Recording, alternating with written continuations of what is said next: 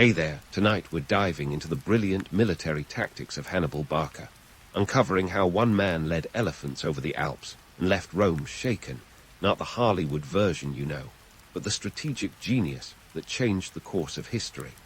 If these stories help you unwind, I'd love a quick like or subscribe, but only if they're genuinely working for you. I'm curious where in the world you're listening from, so drop your location and local time in the comments. It's amazing seeing our little community span the globe through these historical tales. Now make yourself cozy, maybe adjust your room temperature or get that cup of tea, and let's explore tonight's tale together.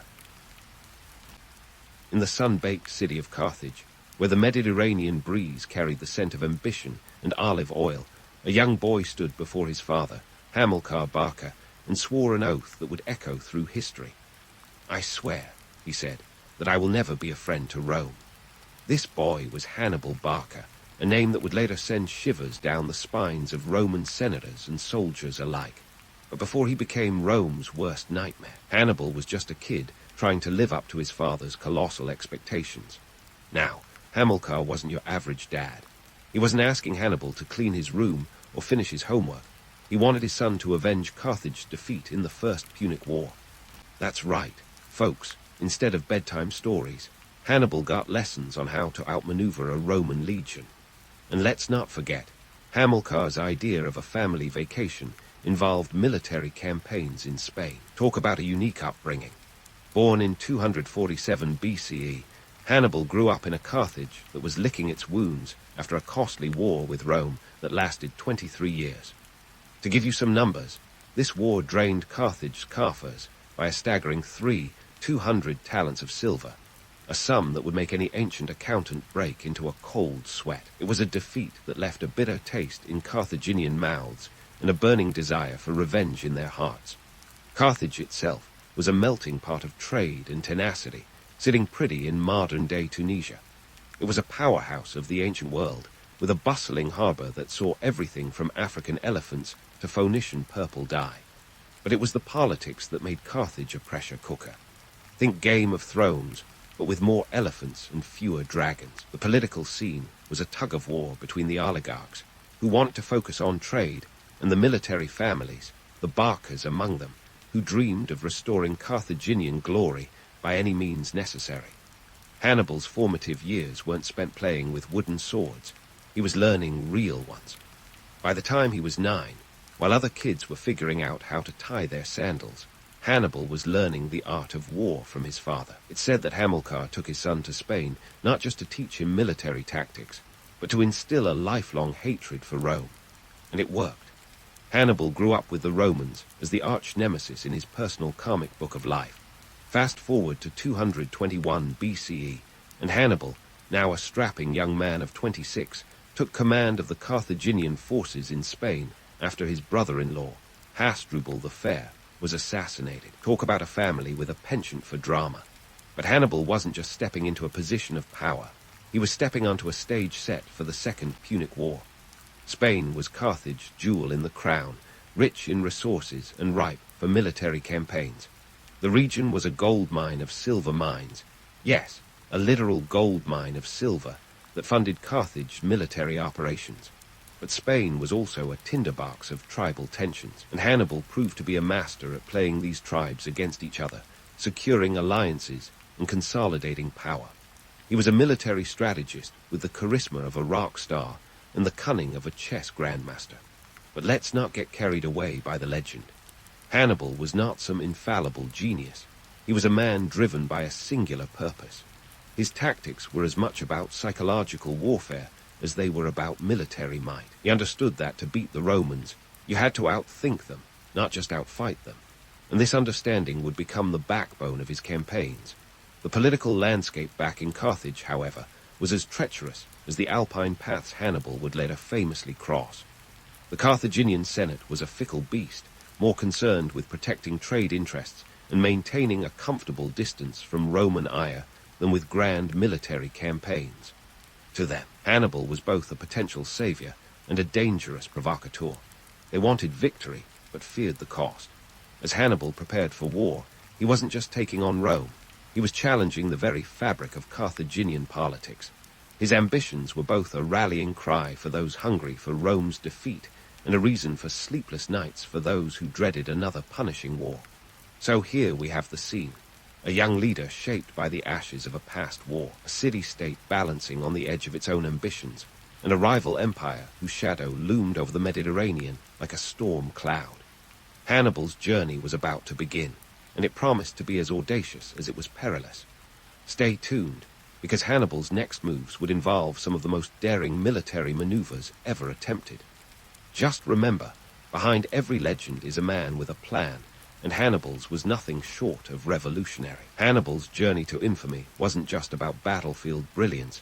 It involved one of the most jaw-dropping stunts in military history, crossing the Alps with an army that included elephants. Yes, elephants.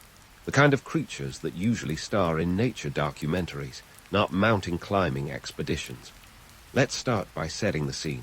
It's 218 BCE, and Hannibal is about to lead his troops on a path so treacherous it makes the word audacious sound like a polite understatement. The crossing was the ancient equivalent of a moon landing, daring, dangerous, and a little bit bonkers. The Alps were not the tourist-friendly hiking trails we know today. They were formidable, snow-covered peaks that laughed in the face of navigation. But Hannibal wasn't going to let a few inconvenient mountains stand between him and his Roman adversaries. He saw the Alps as less of a barrier and more of an opportunity to stage a grand entrance. Because nothing says, "I'm serious about this war," like showing up with a herd of elephants in tow. Now, let's talk numbers. Hannibal's forces consisted of about 50,000 infantry, 9,000 cavalry, and 37 elephants. Yeah, you heard that right. 37 elephants. That's enough to start a circus, not a military campaign. But Hannibal was nothing if not resourceful. He believed these towering beasts would be his secret weapon against the Romans. And to be fair, who wouldn't be terrified of a charging elephant? It's like facing a living tank with a penchant for peanuts. Getting these creatures up and over the Alps was a logistical nightmare that made even the most ambitious IKEA assembly look like child's play. The trek took about 16 days, each more grueling than the last. Hannibal's army faced harsh weather, treacherous paths, and the ever-present threat of avalanches. If this sounds like a recipe for disaster, that's because it was. By the end of the journey, Hannibal's forces were significantly depleted. Only around 20,000 soldiers and a handful of elephants survived the crossing. This wasn't just a loss of manpower. It was a testament to the sheer madness of the endeavor. The question is, why did Hannibal go through with it? Why risk everything on such a perilous path? The answer lies in his understanding of psychological warfare.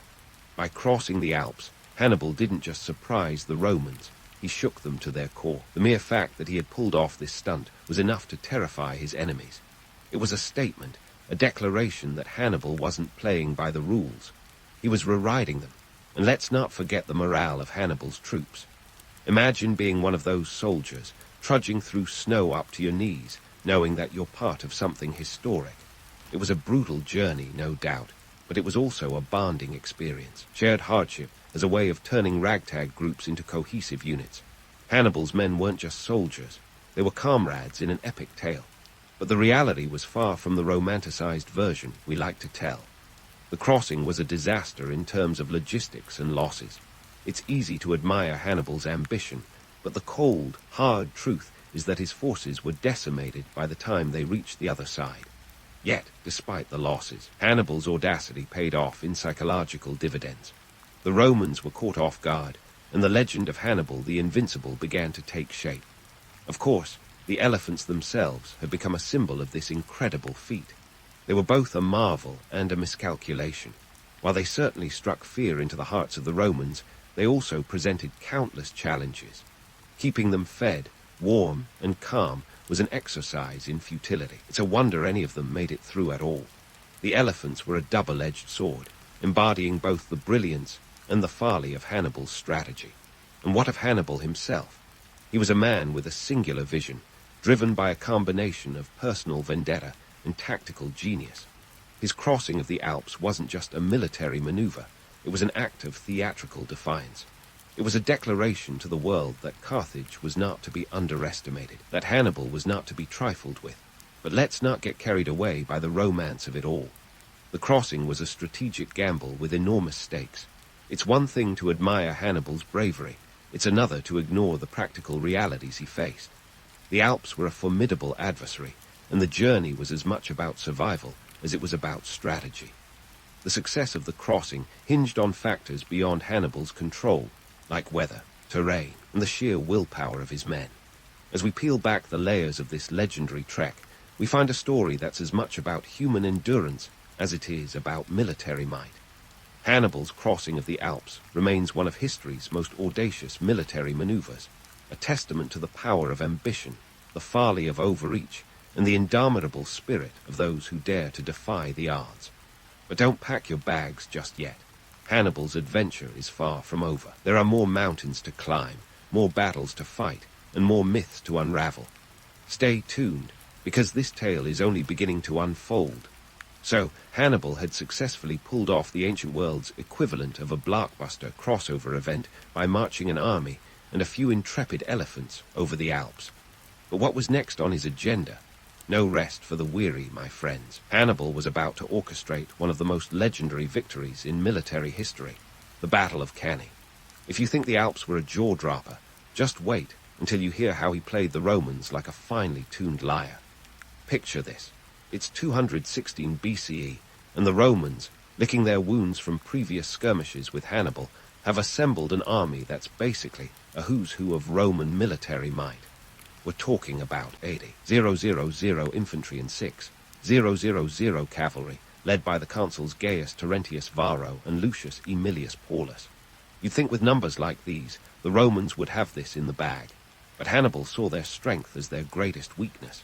His army of about 50,000 troops and 10,000 cavalry was smaller, sure, but size isn't everything. It's all about how you use it. Now, Hannibal wasn't just good at crossing mountains. He was a master of psychological warfare. He understood that the Romans were all about brute force, marching straight ahead like a bull in a china shop. Hannibal's plan turned that aggression into a trap. He arranged his forces in a crescent formation, with his weakest troops in the center and his strongest on the flanks. As the Romans charged, they pushed the center back, thinking they were winning.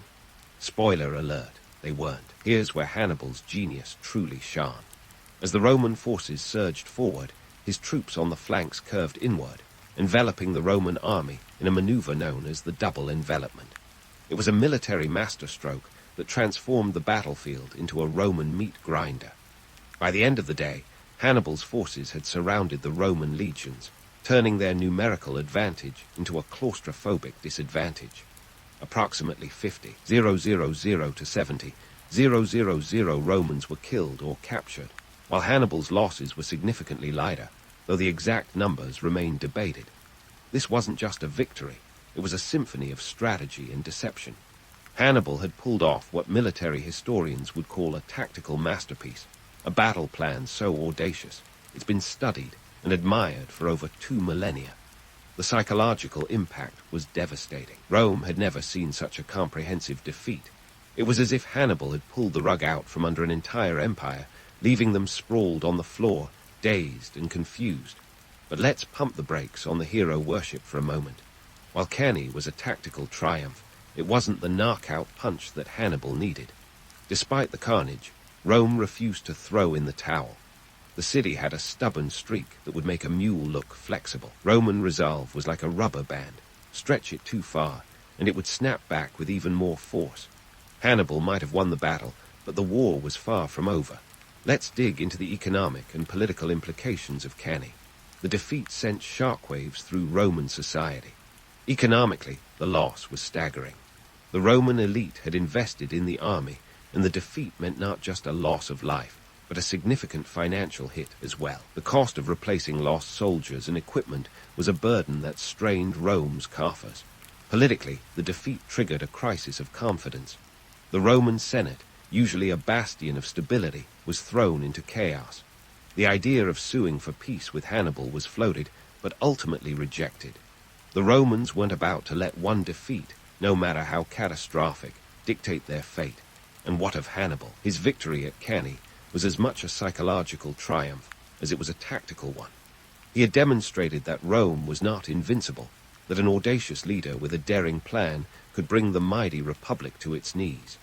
But while Hannibal could win battles, winning the peace was another matter entirely. The Roman heartland was vast and resilient, and Hannibal lacked the siege equipment and manpower to take Rome itself. It was a classic case of winning the battle, but struggling with the war's grander strategic objectives. In the aftermath of Cannae, Hannibal hoped to rally Rome's Italian allies to his cause. Surely, he thought, they would see the writing on the wall and abandon their Roman overlords. But here's the kicker. Loyalty in ancient Italy was a slippery beast. While some cities did defect to Hannibal's side, many remained loyal to Rome. The Romans had a knack for building alliances that held even under extreme pressure. Hannibal's dream of a mass defection never fully materialized, leaving him to fight a war of attrition in a hostile land. So, was the Battle of Cannae the definitive victory it's often painted to be? In terms of tactics and immediate impact, absolutely. But in the grand scope of the Second Punic War, it was a Pyrrhic victory. Hannibal had delivered a gut punch to Rome, but the city's stamina was legendary. They were the Rocky Balboa of the ancient world, taking hit after hit, but refusing to stay down. The lessons of Cannae have been dissected by military strategists for centuries. It's a case study in how ingenuity and audacity can triumph over sheer numbers. Yet, it also serves as a cautionary tale about the limits of tactical victories. Hannibal's brilliance on the battlefield was undisputed, but the complexities of sustaining a long-term campaign in enemy territory proved a formidable challenge. As we move forward in our tale, keep in mind that Hannibal's saga is far from finished. The Battle of Cannae was a high point in his career, but it was also a turning point in the war. The Romans, resilient as ever, would regroup and adapt, setting the stage for the next chapters in this epic conflict. So, buckle up, because Hannibal's journey through the annals of history is far from over. There are more battles to be fought, more strategies to be unveiled, and more myths to be debunked. Stay tuned for the twists and turns that await in this tale of ambition, audacity, and the relentless march of history. As the dust settled on the battlefield of Cannae, and the Romans counted their dead, Hannibal found himself not in a victory parade, but on the precipice of an uncertain future. Sure, he'd handed Rome one of the most humiliating defeats in its history, but the aftermath was anything but a walk in the park, or in this case, a stroll through the Italian countryside. Hannibal's next few years in Italy could be summed up as a masterclass in guerrilla warfare with a side of political chess. His strategy: keep the Romans on their toes. One moment he was in Campania, the next in Apulia. He was like a ghost haunting the Italian peninsula, always a step ahead, and never where his enemies wanted him. But here's the kicker. Despite his battlefield prowess, Hannibal wasn't playing on a level field. His forces were a patchwork quilt of various ethnic groups: Libyans, Gauls, Spaniards, and yes, the remaining elephants. It's like trying to conduct an orchestra with musicians who don't speak the same language. Yet somehow, Hannibal made it work. Now, let's talk economics because, as we all know, wars aren't just fought with swords and elephants. They're fought with silver and gold. Hannibal's presence in Italy was a massive strain on resources. His army was like a mobile city, requiring a constant influx of supplies.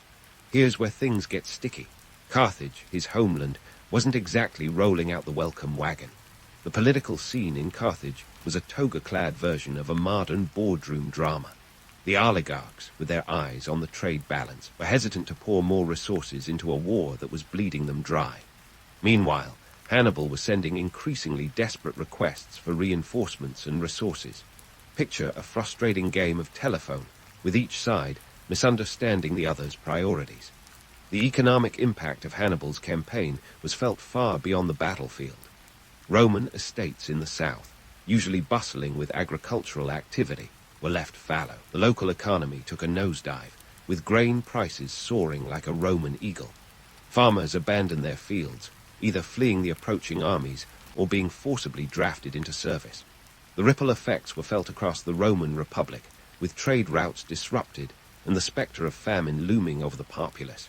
And what about Hannibal's myth of invincibility? Let's poke a few holes in that narrative. Yes, Hannibal was a brilliant tactician, but he was also a man of flesh and blood.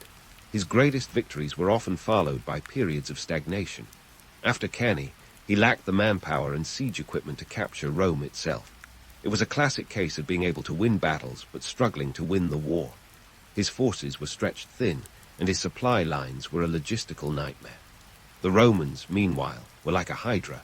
Cut off one head, and two more would spring up in its place. Hannibal was fighting a war of attrition against an enemy with seemingly endless reserves. Moreover, Hannibal's charm offensive in Italy only went so far. He attempted to win over Italian allies with promises of autonomy and freedom from Roman domination. Some were swayed, but many saw him as a foreign invader, just another conqueror in a long line of would-be rulers. Loyalty in ancient Italy was a complex beast, with cities and tribes weighing their options like contestants on a game show. In the end, Hannibal's dream of a mass defection remained just that, a dream. But what about the man behind the legend? Hannibal was not a demigod. He was a leader burdened with the weight of history and expectations. The pressure from Carthage, the constant threat from Rome, and the harsh reality of a prolonged campaign took their toll. Yet, despite the odds, Hannibal remained a thorn in Rome's side. His adaptability and resourcefulness were legendary. He was the kind of leader who could turn a setback into an opportunity, always thinking 2 steps ahead. But even a man like Hannibal couldn't do it alone. Back in Carthage, the political scene was bubbling over with tension. The oligarchs, wary of Hannibal's growing power and the war's escalating costs, were reluctant to send reinforcements. It was as if Hannibal were trying to perform a symphony with one hand tied behind his back. The Carthaginian Senate was more interested in protecting their trade interests in the Mediterranean than in backing a prolonged land war in Italy. Their reluctance to fully support Hannibal's campaign was one of the war's great ironies. Here was a man capable of bringing Rome to its knees, but his own homeland was hesitant to give him the tools to finish the job. Meanwhile, Romans weren't just sitting around licking their wounds. They were regrouping, adapting, and learning from their mistakes. Under the leadership of figures like Fabius Maximus, they adopted a new strategy, one that involved avoiding direct confrontation with Hannibal and instead focusing on cutting off his supply lines and wearing him down. This Fabian strategy was the ancient equivalent of a rope-a-dope, letting Hannibal jab and feint while waiting for the right moment to strike back. The years following Cannae were a testament to Hannibal's resilience, but also his limitations. His ability to maintain his army in hostile territory was nothing short of remarkable. Yet, despite his tactical genius, the strategic picture was becoming increasingly bleak. The Romans, with their seemingly boundless reserves and indomitable spirit, were slowly but surely turning the tide. Hannibal was a master of the battlefield, but even a master can find himself outmaneuvered in the grand game of war. As we delve deeper into Hannibal's time in Italy, it becomes clear that his story is one of both triumph and tragedy. He was a man who dared to challenge the might of Rome and came tantalizingly close to success. Yet the realities of war, the economic pressures, the political machinations, and the sheer tenacity of his adversaries proved formidable obstacles. Hannibal's legend endures, but behind that legend lies the tale of a man who faced insurmountable odds with courage, cunning, and no small amount of audacity. And so, the stage is set for the next chapter in this epic tale. The Romans, ever resilient, are poised to strike back with renewed vigor.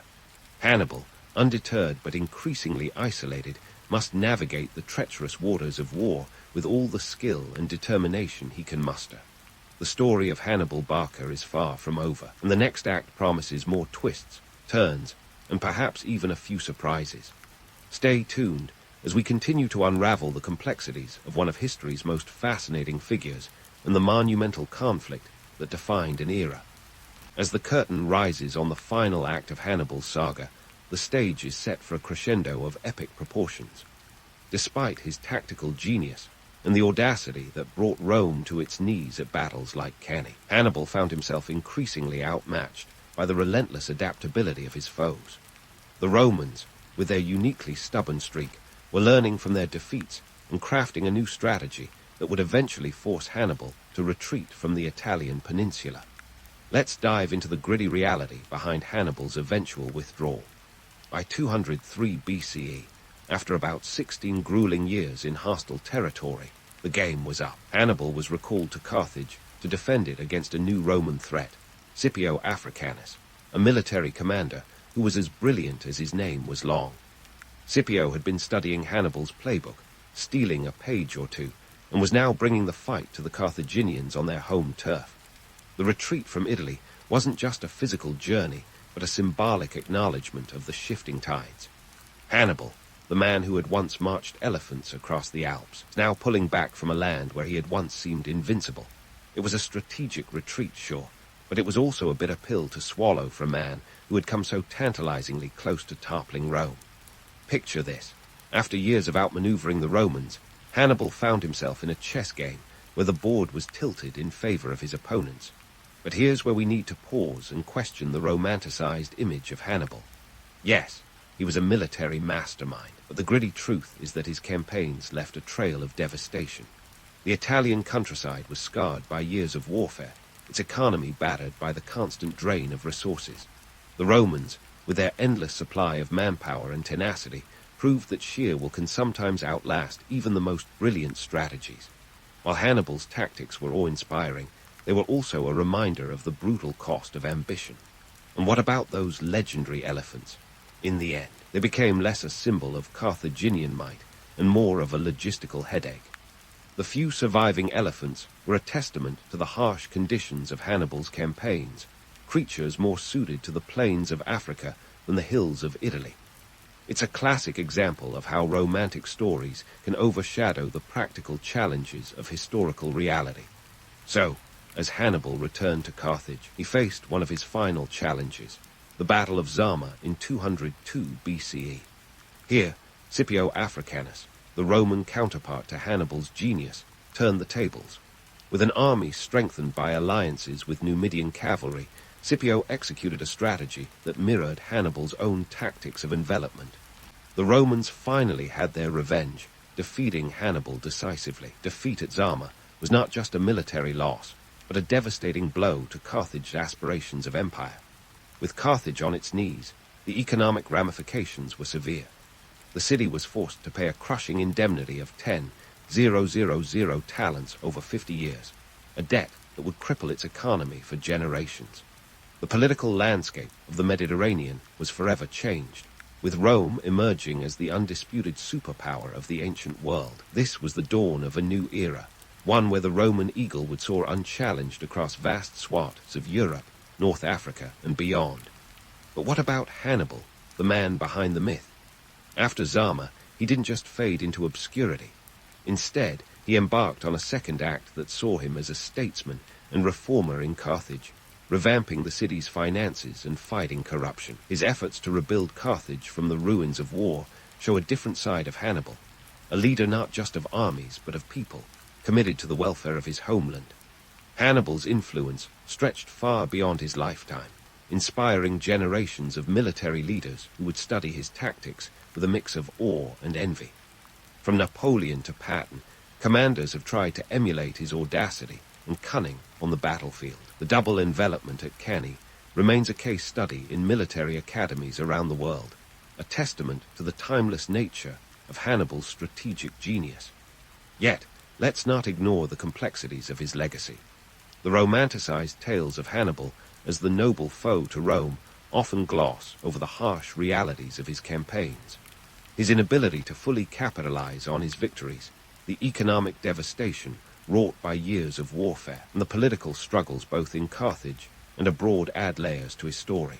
The legend of Hannibal is as much about human endurance and the limits of ambition as it is about tactical brilliance.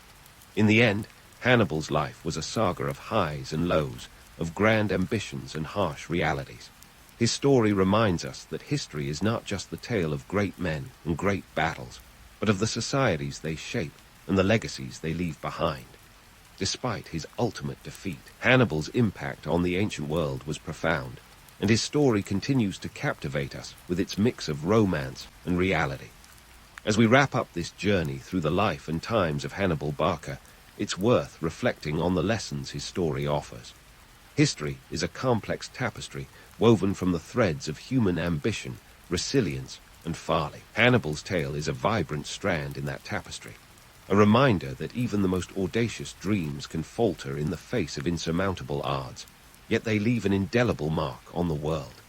So, the next time you hear about Hannibal and his elephants, remember that behind the legendary march across the Alps is a story of ambition, resilience, and the relentless march of history. Hannibal's legacy is a testament to the power of human ingenuity and the enduring impact of those who dare to challenge the status quo.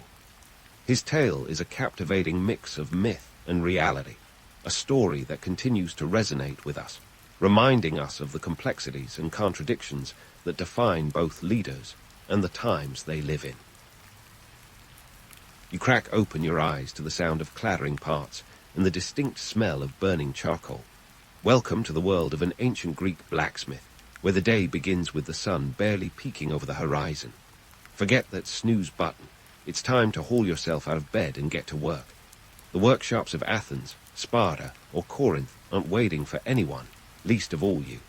In this bustling cityscape, blacksmiths are the rock stars of the ancient trades, minus the leather pants and screaming fans. Your forge is the heartbeat of the community, where raw iron transforms into plowshares, weapons, and everyday tools. Without your skills, society would be stuck in the Stone Age, literally. In fact, around 5th century BCE, Greece was a hive of innovation, and much of it was hammered out on your anvil. But before you start wielding your hammer like it's an extension of your arm, you need to prep your workspace. You might think blacksmithing is a one-man show, but don't get too romantic. This isn't some poetic scene from an epic where a lone hero crafts a legendary sword. It's a team effort. Workshops typically buzz with the activity of apprentices and assistants, each playing a vital role. As the master blacksmith, you're the conductor of this symphony of sweat and sparks. First things first, you need to get that forge blazing. This ancient version of an oven is where all the magic, or more accurately, the hard labor, happens. You'll spend about an hour getting that fire hot enough to melt iron, which takes a temperature of around 538 degrees Celsius. Put that in your clay pipe and smoke it. Just getting the forge to that temperature is a feat of engineering, considering you're working with bellows made from animal hides and wood. It's a delicate dance of air and fuel. Too much of either, and you're out of balance. While the fire's heating up, let's talk business. In ancient Greece, economic prosperity and warfare were two sides of the same drachma, and blacksmiths were smack in the middle of this coin toss.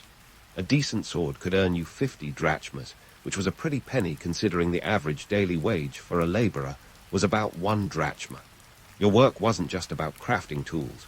It was about shaping the future of your city-state. Athens needed you for their ships. Sparta needed you for their soldiers. The economy wasn't just driven by olive oil and wine, but by the clanging of your hammer. But enough about the macroeconomics. Let's dig into the nitty-gritty of your gear. Your toolkit is the ancient equivalent of a mechanic's dream set, complete with hammers, tongs, chisels, and punches. Each tool has a specific purpose, whether it's shaping, cutting, or finishing metal. Your hammer is your trusty sidekick, possibly even more vital than the forge itself. Without it, you'd just be a guy standing around a fire looking confused. And if you think you're going to spend the day in splendid isolation, think again. Enter the apprentices, young lads who are here to learn the craft, but also to save you some serious elbow grease.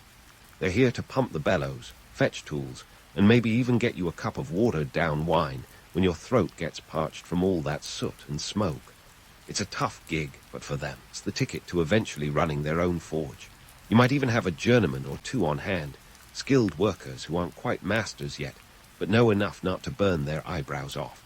It's easy to romanticize the idea of the lone blacksmith, hammering away in solitude, but ancient workshops were more akin to small factories. The division of labor wasn't just a modern concept. It was alive and well in ancient times. You might start your day crafting basic tools, move on to more complex items like armor or weapons. Each piece requires precision and expertise, and you can't do it all alone. As the sun climbs higher, so does the temperature in your workshop. It's a sweltering endeavor, and by now, you're sweating through your chiton, a simple tunic that's probably seen better days. But who cares about fashion when you're forging the future, right? The clanging of metal fills the air, a cacophony that lets the neighbors know you're hard at work. If they need a new plowshare, they'll be dropping by soon enough. This is the pulse of ancient Greece, the constant rhythm of productivity. You're not just making objects, you're helping to build a civilization, Whether it's a spear for a harplight or a chisel for a sculptor, your work ripples through society. And sure, it's not easy work, but every clang of metal is a reminder that you're an essential cog in the grand machine of Greek life. So, as you stand there in the dim light of early morning, with the sparks flying and the heat rising, remember this: you're not just a blacksmith. You're a craftsman of history, shaping the tools that will forge the legends of tomorrow. Just make sure to keep those eyebrows intact. The sun climbs higher, casting a brighter light on the bustling dance of labor in your forge, where the clang of hammer against metal is as regular as the beating of your heart. By now, your workshop is a symphony of sounds, each clang and clatter a testament to the day's progress. Mid-morning is when the shop really hits its stride, a cacophony of industry where both weapons and domestic tools are born from the same fiery womb. It's an ancient assembly line, and your Henry Ford with a toga. Now, you might think blacksmithing is all about weapons, swords, shields, and spears, oh my. But hold your horses, or in this case, your chariots. The blacksmith's repertoire is as diverse as an Athenian agora. Sure, you're crafting the tools of war, but you're also pounding out the essentials of daily life. Need a new set of shears for those sheep? You got it. A chisel for stone carving, coming right up. In fact, those domestic tools are the bread and butter of your trade. They pay for the olives on your table and the wine in your cup, even if they don't make it into the epics. The materials at your disposal, iron and bronze, are the lifeblood of your craft. Iron is the new kid on the block, having nudged bronze out of the spotlight like a flashy newcomer at a symposium. It's more durable and, crucially, more available. But don't get too starry-eyed. Iron isn't just lying around waiting to be picked up like seashells on a beach. It's mined, smelted, and wrought with as much sweat as you can muster. The process is so labor-intensive, you'd think the guards themselves had a hand in hiding it away.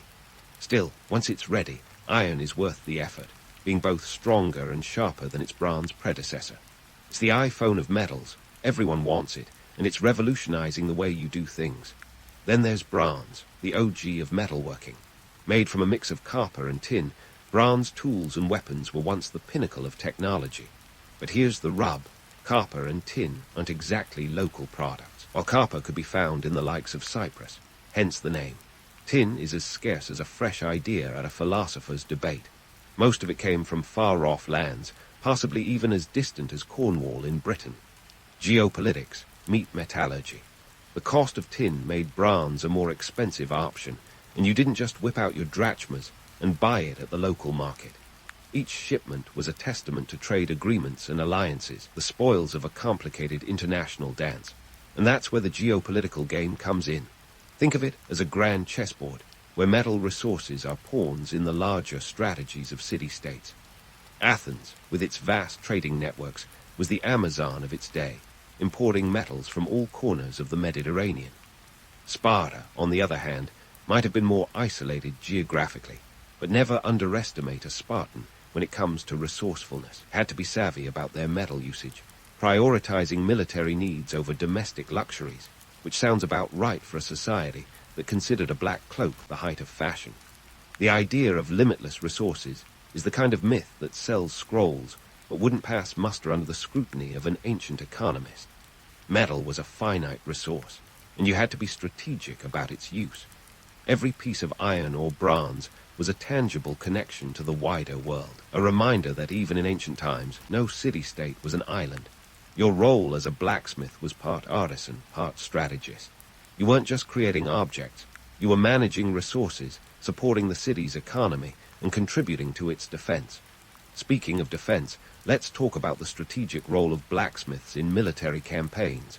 You don't just forge weapons, you're essentially crafting the keys to victory. Hoplites, the heavily armed infantry soldiers, relied on you to supply their armor and weapons. Without your handiwork, those phalanxes would be more like lines of sitting ducks. And don't forget the naval forces. Athens, the maritime superpower of the ancient world, needed triremes, the ancient equivalent of battleships. Those triremes didn't just build themselves, you know.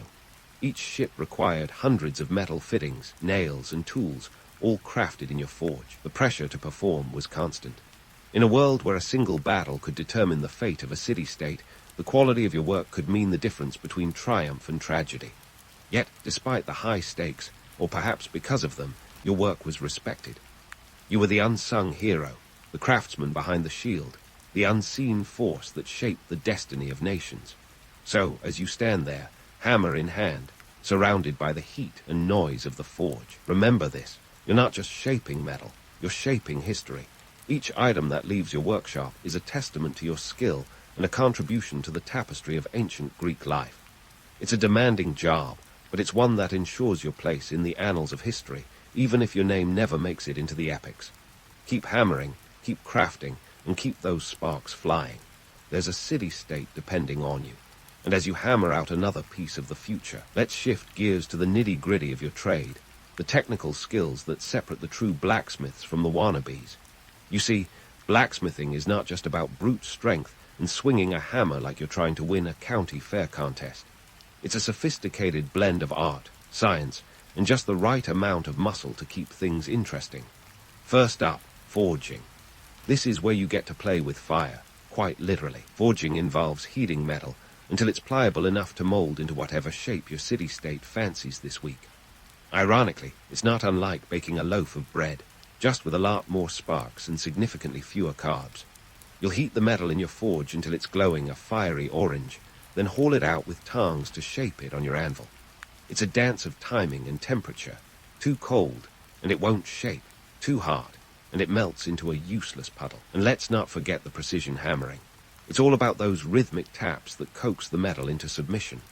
Think of it as heavy metal music, minus the amps and guitars. Then there's casting, the blacksmith's answer to sculpting with clay. It's an entirely different beast from forging.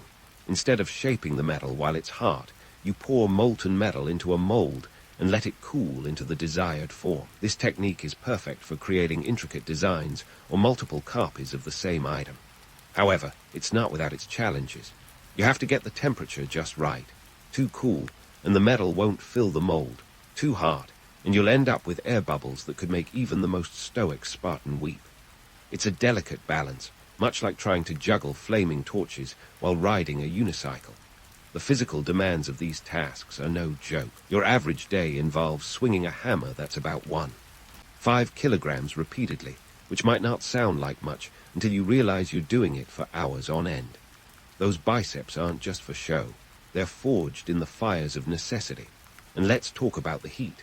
Standing next to a forge that's cranked up to around 500 degrees Celsius is like having a front row seat to the sun. The sweat's not just pouring off you, it's evaporating before it even hits the ground.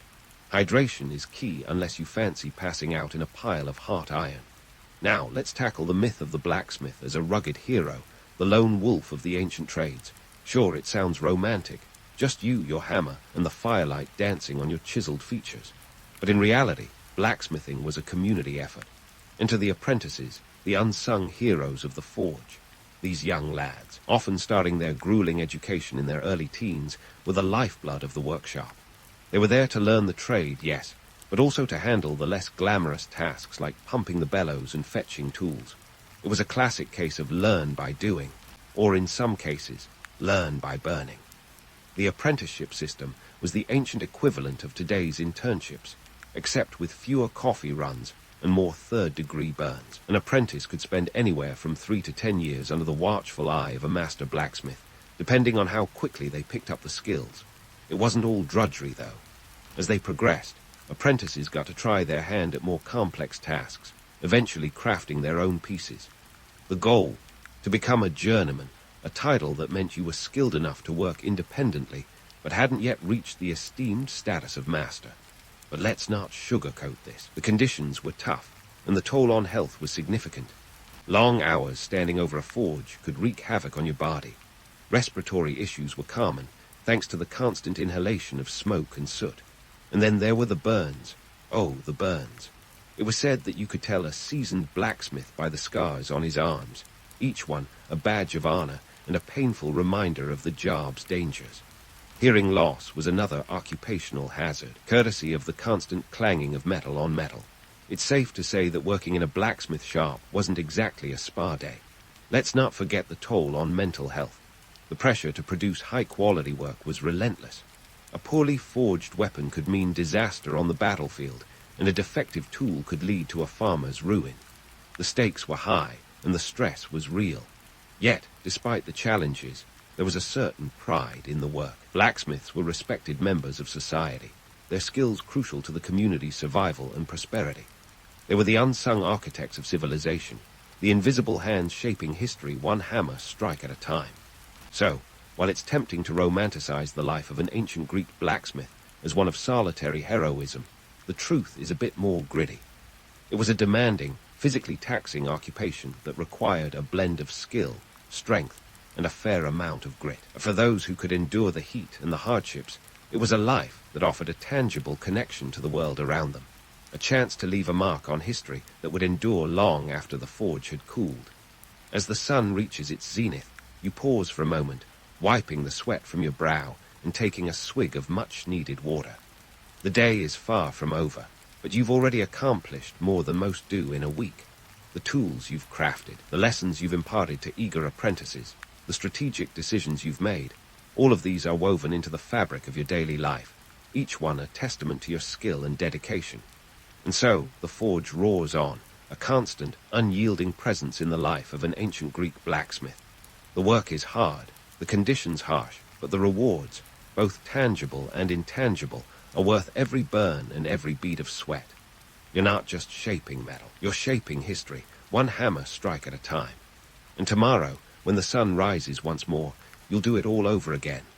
Because in a world where the clang of metal on metal is the heartbeat of civilization, the blacksmith is, and always will be, the unsung hero of the ancient world. And just like that, the afternoon sun beats down with a vengeance, and you're reminded that blacksmithing isn't all sparks and glory. It's also about navigating the social labyrinth of ancient Greece, where status is as slippery as an eel in olive oil. You see, while you're crafting the very backbone of society, your standing isn't exactly the stuff of epic poetry. Aristotle didn't pen any odes to blacksmiths, after all. Let's dive into the social strata of the ancient world, where blacksmiths were like the rock stars who never made it past the garage stage. Essential, yes. Glamorous, not so much. While your forge is the powerhouse of innovation, your social standing is, shall we say, a bit more like a well-used anvil, solid but underappreciated. In a world obsessed with philosophers, warriors, and statesmen, artisans like you were often seen as mere laborers, somewhere between the farmers and the traders in the grand hierarchy of Greek society.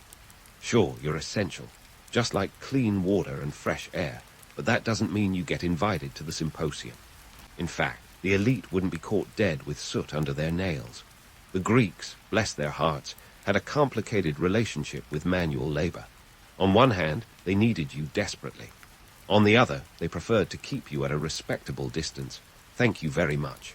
It's a bit like loving your smartphone, but never wanting to meet the guy who assembles it. But before you feel too sorry for yourself, remember that status wasn't everything. There was a certain power in being indispensable.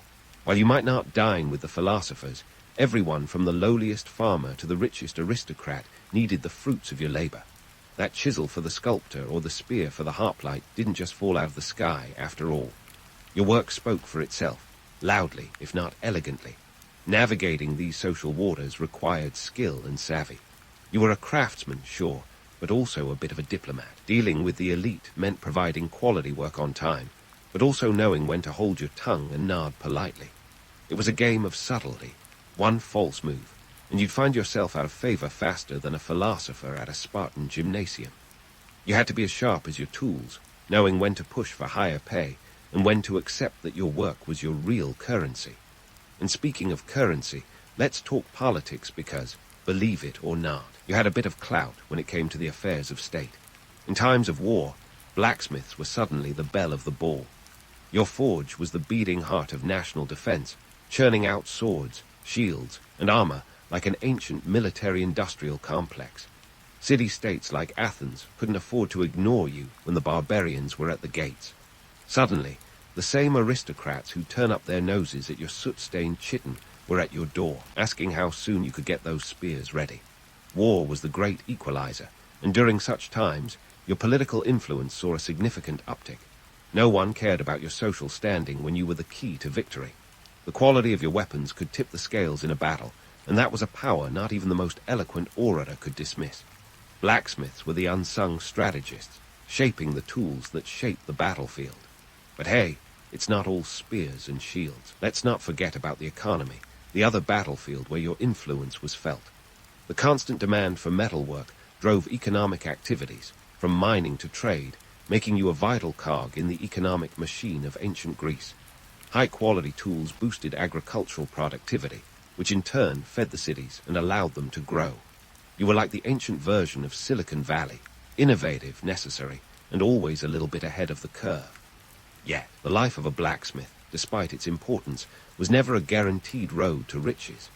Economic prosperity was a fickle friend, sometimes favoring you with lucrative contracts, other times leaving you to scrounge for scraps.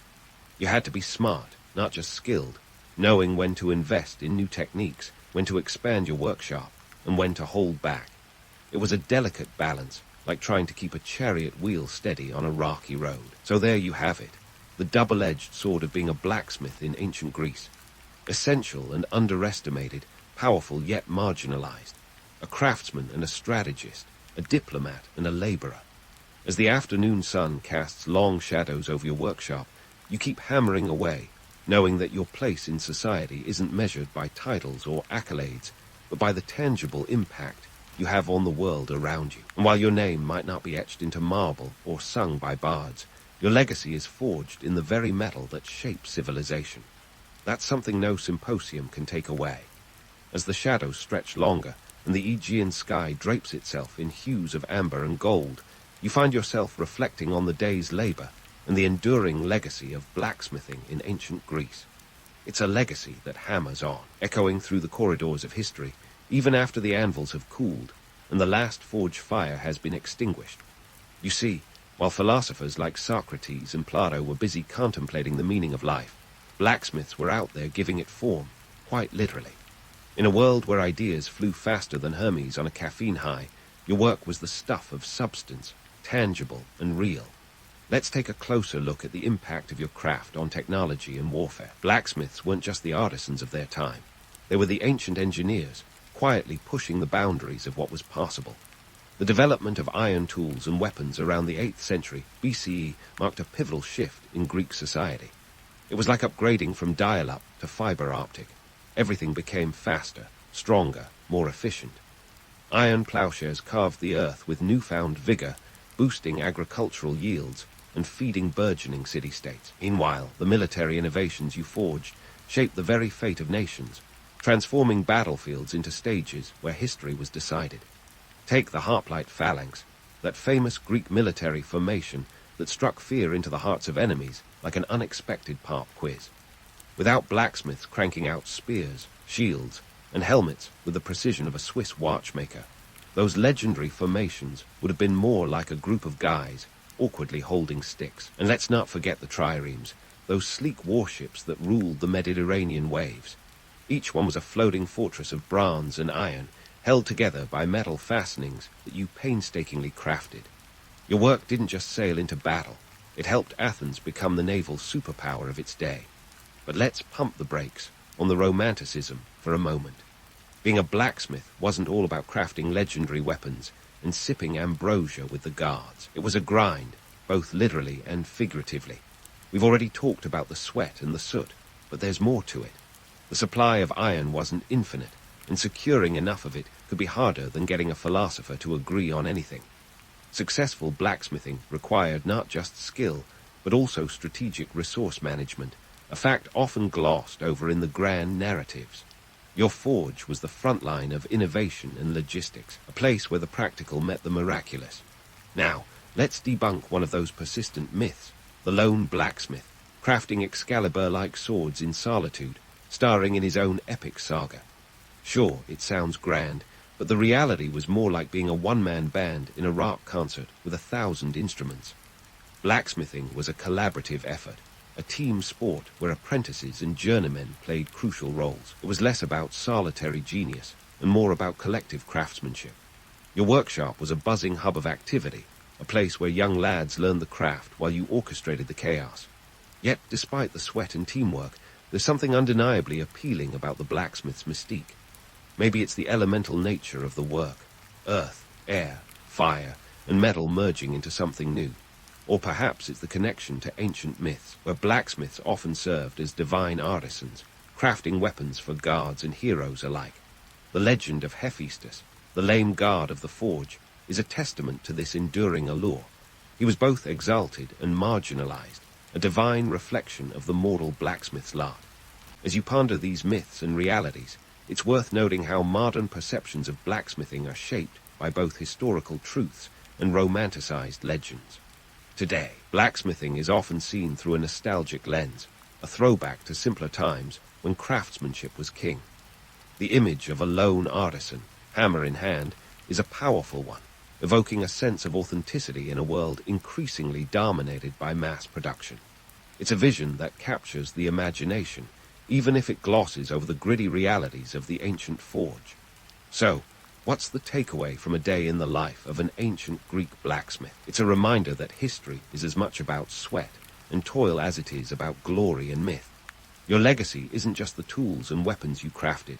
It's the very foundation of civilization, built upon the anvils of innovation and necessity. Blacksmiths were the unsung heroes, the quiet architects of progress who shaped the world one hammer, strike at a time. As you hang up your tools for the day and watch the sun dip below the horizon, you realize that your work is a bridge between past and present, a testament to human ingenuity and resilience. In a world that often overlooks the labor behind the legend, you stand as a reminder that true craftsmanship is about more than just the finished product. It's about the journey, the process, the relentless pursuit of excellence in the face of adversity. And so, as the embers of the forge cool and the stars begin to twinkle like so many promises in the night sky, reflect on your place in history. You may not have statues erected in your honor, but your legacy endures in every tool, every weapon, every piece of metal that has ever shaped human destiny. You are a craftsman of history, an artisan of time, and though your name may not echo through the ages, your work will forever speak volumes. As the last light fades, you take solace in the knowledge that, in the grand tapestry of history, the blacksmith's role is both humble and profound. And that, my friend, is a legacy worth remembering. In the bustling streets of Atlanta during the Great Depression, a young Martin Luther King Jr. was learning the ropes of life amidst chaos and change. Now, don't get visions of King as a pint-sized revolutionary just yet. He was more likely to be seen sneaking some candy from the local store than plodding his march on Washington. Born on January 15, 1929, into a world that was as financially shaky as a one-legged stool, Martin had a front-row seat to society's struggles. Atlanta was a city caught in the economic crosshairs, with unemployment rates hovering around 25% and breadlines longer than the list of ingredients in a southern gumbo. But let's not get ahead of ourselves. Before he was the orator of I Have a Dream, Martin was just a kid, albeit a kid with a pretty compelling family backdrop. His father, Martin Luther King Sr., was a preacher himself, a position as respectable as it was financially modest. The King household wasn't exactly rolling in dough, but they were rich in something else, a steadfast commitment to their faith and community. And if you've ever been to a Southern church service, you know that's a currency all its own. Growing up, young Martin was no stranger to the realities of racial segregation. Atlanta was a city where the color line was drawn as clearly as a hopscotch grid. Schools, restaurants, public facilities, they all screamed whites only, in a chorus as loud as a Baptist choir on Sunday. This was the backdrop against which Martin's worldview began to take shape, a world that demanded change, but offered little hope of it. Yet somehow, King managed to keep a sense of humor about the absurdity of it all. After all, what else can you do when life feels like a bad joke? Fast forward to his teenage years, and we find Martin at Booker T. Washington High School, where he was more than just a typical student. Oh, he was smart, all right. Graduating at 15 is no small feat. But get this, Martin wasn't always the confident speaker history remembers. His early attempts at public speaking were, let's say, less than perfect. Picture a young King, perhaps no taller than a podium, trying to command the attention of a room full of restless teens. His voice would sometimes get lost in the sea of awkwardness that only teenagers can create, and his sermons occasionally ended up as comedic fodder rather than inspirational gold. After high school, King was off to Morehouse College, a prestigious institution for African-American men that was practically in his backyard. Now, here's where things get interesting. Despite growing up in a religious household, King wasn't initially sold on the idea of becoming a preacher. He was more inclined toward law or medicine, careers that promised a more lucrative paycheck than the pulpit. But life, as we know, has a funny way of redirecting us. Enter Dr. Benjamin Mays, the Morehouse president whose influence on King was as profound as a good sermon on a lazy Sunday. Mays was a man of words and action, and he had a knack for lighting fires under his students. King was no exception. Under Mays' mentorship, Martin began to see the pulpit as a platform not just for spiritual guidance, but for social change. In a twist of youthful rebellion, King embraced the very path he'd been hesitant to tread, deciding to wield his words like weapons in the fight against injustice. Now, let's talk about his early preaching attempts. It's easy to imagine King as the smooth-talking, charismatic leader we've all seen on TV, but his first sermons were a different story. Think less eloquent leader and more nervous novice. During one of his first sermons, he reportedly mixed up his words so badly that the congregation was left in stitches. Yet these moments of awkwardness were, in a way, a blessing. They taught him humility and resilience, skills he'd need in spades for the battles that lay ahead. King's journey to becoming a preacher was less a straight line and more a winding road, littered with self-doubt and the occasional comedic misstep. But it was these early experiences that honed his skills, transforming him from a hesitant speaker into a powerful voice for change. What started as a series of stumbles eventually became the groundwork for speeches that would echo through history. As King matured, so did his understanding of the world around him. The injustices he witnessed in his youth became the fuel for his fiery passion for equality. By the time he graduated from Morehouse at 19, King was already well on his way to becoming the leader history would never forget. But let's not pretend it was all sunshine and roses from here. The road to civil rights leadership was paved with challenges that required more than just eloquent speeches. It demanded courage, determination, and a willingness to endure more than a few missteps along the way. In the end, King's early life in Atlanta was a crucible, shaping him into the man who would later stand on the steps of the Lincoln Memorial and proclaim his dream. But before the dream, there was the reality, a reality that was often harsh, sometimes humorous, but always deeply human. And it was this reality that Martin Luther King Jr. transformed into a vision for a better world, one step, one sermon, and occasionally one stumble at a time. And so, with the groundwork laid, young Martin found himself on the cusp of a movement that would shape history. Fast forward to December 1, 1955, when Rosa Parks decided she'd had enough of playing musical chairs on a Montgomery city bus. Parks' refusal to give a seat to a white passenger wasn't just a sit-down protest. It was the spark that lit the fire of the Montgomery bus boycott. Now, here's the kicker.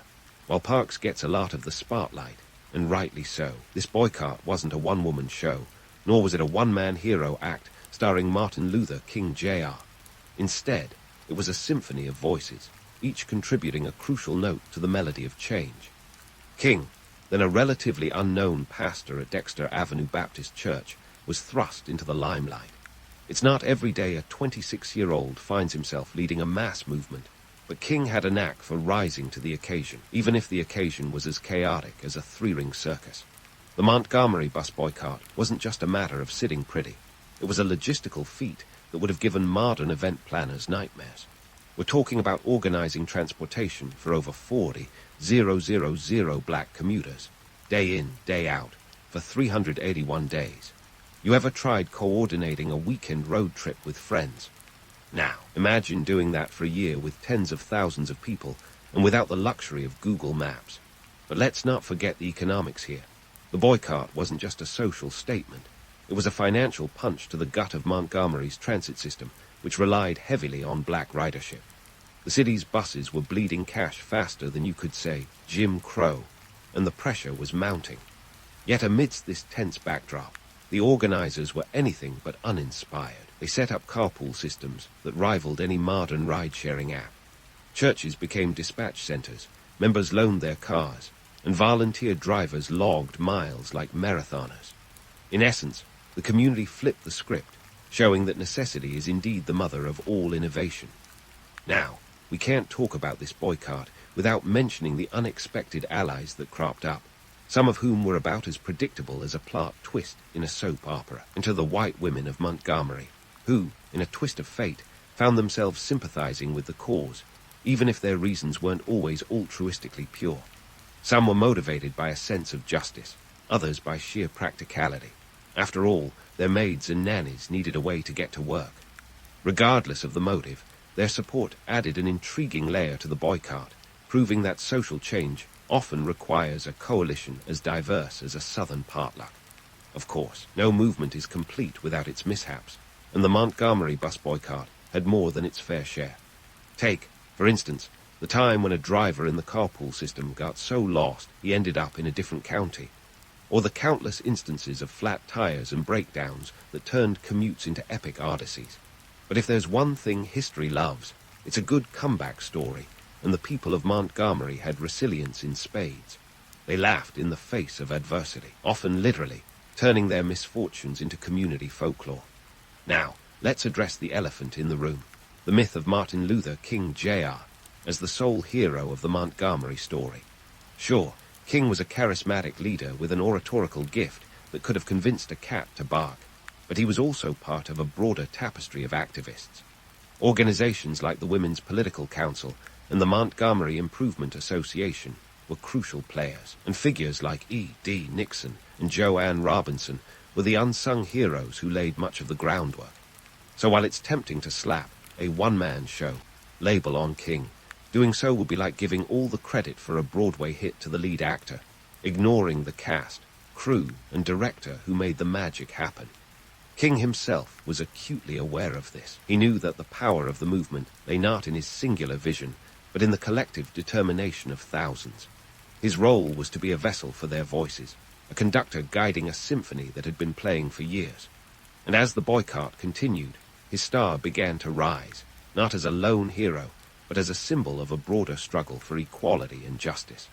The Montgomery bus boycott was more than a protest. It was a profound statement of agency and unity. It showed that when people come together with a shared purpose, even the most entrenched systems can be challenged. It was a lesson in resilience, creativity, and the power of community, wrapped in a narrative that combined grit with grace. As the boycott stretched on, the national spotlight began to focus on Montgomery. News outlets, both sympathetic and critical, spread the story far and wide, turning Montgomery into a microcosm of the larger civil rights struggle. The boycott wasn't just a local issue anymore. It was a national conversation. And King, with his compelling rhetoric and unwavering resolve, became a key figure in that dialogue. But let's not kid ourselves into thinking it was all smooth sailing from here. The road ahead would be fraught with challenges, requiring more than eloquent words to navigate the tumultuous waters of social change. Yet, despite the obstacles, the boycott proved that change was possible, that the voices of the marginalized could indeed shake the foundations of injustice. And while the story of the Montgomery bus boycott is often romanticized, it's crucial to remember the gritty reality beneath the legend. It was a battle of endurance and innovation, a testament to the power of unity in the face of systemic oppression. In the end, the boycott wasn't just a step forward for civil rights. It was a leap, a bold declaration that the status quo was no longer acceptable. And as King and his fellow activists would soon discover, this was only the beginning of a journey that would demand every ounce of courage and conviction they possessed. The Montgomery bus boycott was a watershed moment, a pivotal chapter in the ongoing story of the fight for equality. But it was just that, a chapter, not the entire book. The movement was evolving, and so was Martin Luther King Jr. As the world watched, he would emerge not as a solitary figure, but as a leader of a movement that was larger than any one person. And so, the stage was set for the next act in the civil rights saga, one that would take King and his compatriots from the streets of Montgomery to the halls of power and beyond. The journey was far from over, and the challenges ahead would test their resolve like never before. But if the Montgomery bus boycott taught us anything, it's that when people come together for a cause greater than themselves, the impossible becomes not only possible, but inevitable. As the curtain lifted on the next act of the civil rights drama, Martin Luther King Jr. found himself navigating the bustling corridors of history toward one of its most iconic stages. the March on Washington. Now, let's not sugarcoat this. Organizing a massive march with over 250,000 participants was akin to planning a surprise party for 250,000 guests, only with a lot more at stake than just a ruined cake. Picture this.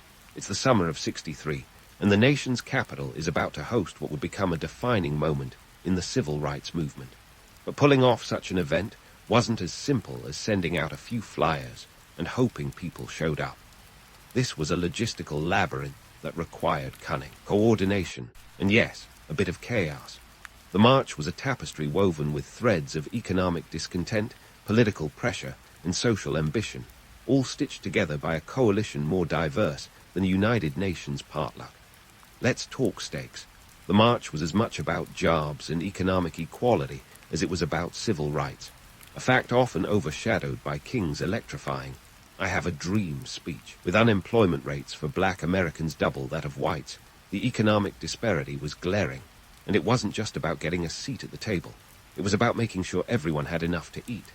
The march's full title was the March on Washington for Jobs and Freedom, a detail that's often left on the cutting room floor of history. Now, behind the scenes, things were about as orderly as a toddler's birthday party. Organizers had to secure permits, coordinate transportation, and ensure safety, all while managing a diverse array of groups with varying agendas. You had the NAACP, the Southern Christian Leadership Conference, and the Student Nonviolent Coordinating Committee, among others, each bringing its own flavor to the mix. It was like herding cats, if the cats were all activists with strong opinions and louder voices. And the personalities. Oh, the personalities. Take Philip Randolph, a labor leader with a gravitas that could stop trains, or at least reroute them as needed. He was the elder statesman of the movement, having advocated for a similar march back in 1941 to protest discrimination in defense industries. Then there was Bayard Rustin, the organizational genius whose skills in logistics were as sharp as his commitment to non-violence. Despite facing backlash for his identity as a gay man, Rustin was the behind-the-curtains maestro, ensuring everything from sound systems to sanitation was top-notch. Of course, no grand event is without its oddities. The day before the march, there was a bit of a kerfuffle over the state of Washington's lawns. Apparently, the idea of thousands of feet trampling over the pristine grounds was enough to give some folks at the National Park Service a mild case of the vapors. But hey, little grass seed is a small price to pay for history in the making, right? On August 28, 1963, the march kicked off with an energy that could only be described as electric. People arrived from all corners of the country, some traveling for days just to be part of this momentous occasion. Buses, trains, and even a few old jalopies carried hopeful marchers to the National Mall, each one contributing to the swelling tide of change. It was a crowd so diverse that it looked like America had finally figured out how to be a melting pot without boiling over. But let's pause and appreciate the sheer audacity of King's speech. Delivered from the steps of the Lincoln Memorial, it wasn't originally intended to be the centerpiece of the event. Yet, as King spoke those immortal words, "I have a dream," the crowd was swept up in a wave of hope and possibility. It was a moment that transcended the immediate and tapped into something timeless, a shared vision of a future unburdened by the chains of injustice. And here's the kicker. King's speech wasn't even fully planned. Mahalia Jackson, the gospel singer and close confidante of King, famously urged him to tell them about the dream, prompting the spontaneous shift from prepared remarks to the stirring oration that history remembers. It's a classic case of history being made in the unscripted moments. The march was a logistical triumph, but it also served as a potent symbol of unity and purpose. It showed that when people come together, their collective voice can resonate louder than any single shout. Yet the march was no panacea. The day after, the fight for civil rights continued, as entrenched systems of oppression don't topple overnight. It would take more than dreams to dismantle the machinery of segregation and inequality. In the wake of the march, the spotlight on civil rights issues intensified. The Kennedy administration, which had been somewhat tepid in its support, found itself under increasing pressure to push for meaningful legislation. The march had captured the nation's attention, and now the question was whether that attention could be transformed into action. As the echoes of "I Have a Dream" faded, the civil rights movement pressed on, galvanized by the success of the march, but acutely aware of the challenges ahead. The passage of the Civil Rights Act of 1964 loomed on the horizon, a legislative battle that would require every ounce of courage and persistence the movement could muster. The March on Washington was a watershed moment, a high point in the journey toward equality, but it was also a reminder of the road still left to travel. It was a day of dreams, yes, but also a call to action, rallying a nation to the hard work of turning those dreams into reality. As King and his fellow activists knew all too well, the dream was just the beginning. The real work lay in the waking hours, in the relentless pursuit of a better, fairer America. And so, with the march behind them and the future ahead, the movement pressed on, determined to make the dream a reality for all. As the echoes of "I Have a Dream" faded, the civil rights movement pressed on, galvanized by the success of the march, but acutely aware of the challenges ahead. King's path was now set, and it was a winding road full of potholes and detours. In the years following the March on Washington, King found himself grappling with new dimensions of the struggle for justice, economic inequality, and the Vietnam War. But if you thought King's life would settle into a neat narrative arc, think again. The man's journey was more like a roller coaster with a few unexpected loops. First, let's talk dollars and cents, economic justice, that is. By the mid-60s, King was turning his attention to the economic disparities that plagued America. He knew that civil rights without economic rights were like a car without gas, visually appealing but functionally useless. The stats were grim. In 1966, the poverty rate for black Americans was a staggering 41% compared to 11% for whites. King's push for economic justice wasn't just about closing the wage gap. It was about tearing down the structural barriers that kept black Americans trapped in a cycle of poverty.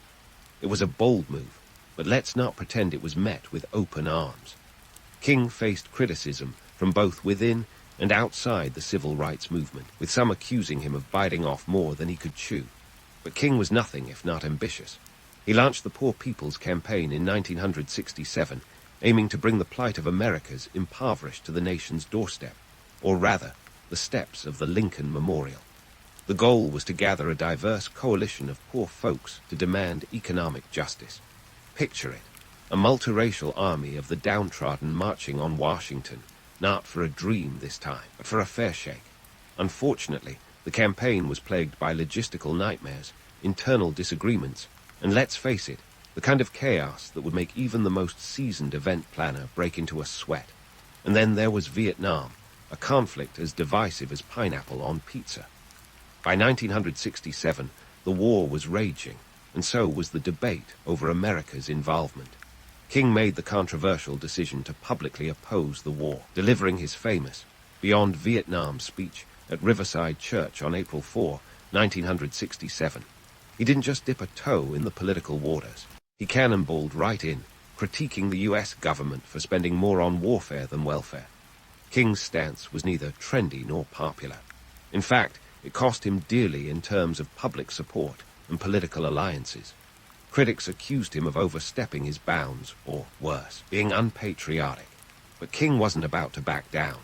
He saw the war as a moral catastrophe that diverted precious resources away from the fight for social justice at home. This pivot toward economic and international issues didn't sit well with everyone in the civil rights movement. Some of King's contemporaries, like the NAACP Roy Wilkins, questioned whether he was diluting the movement's focus.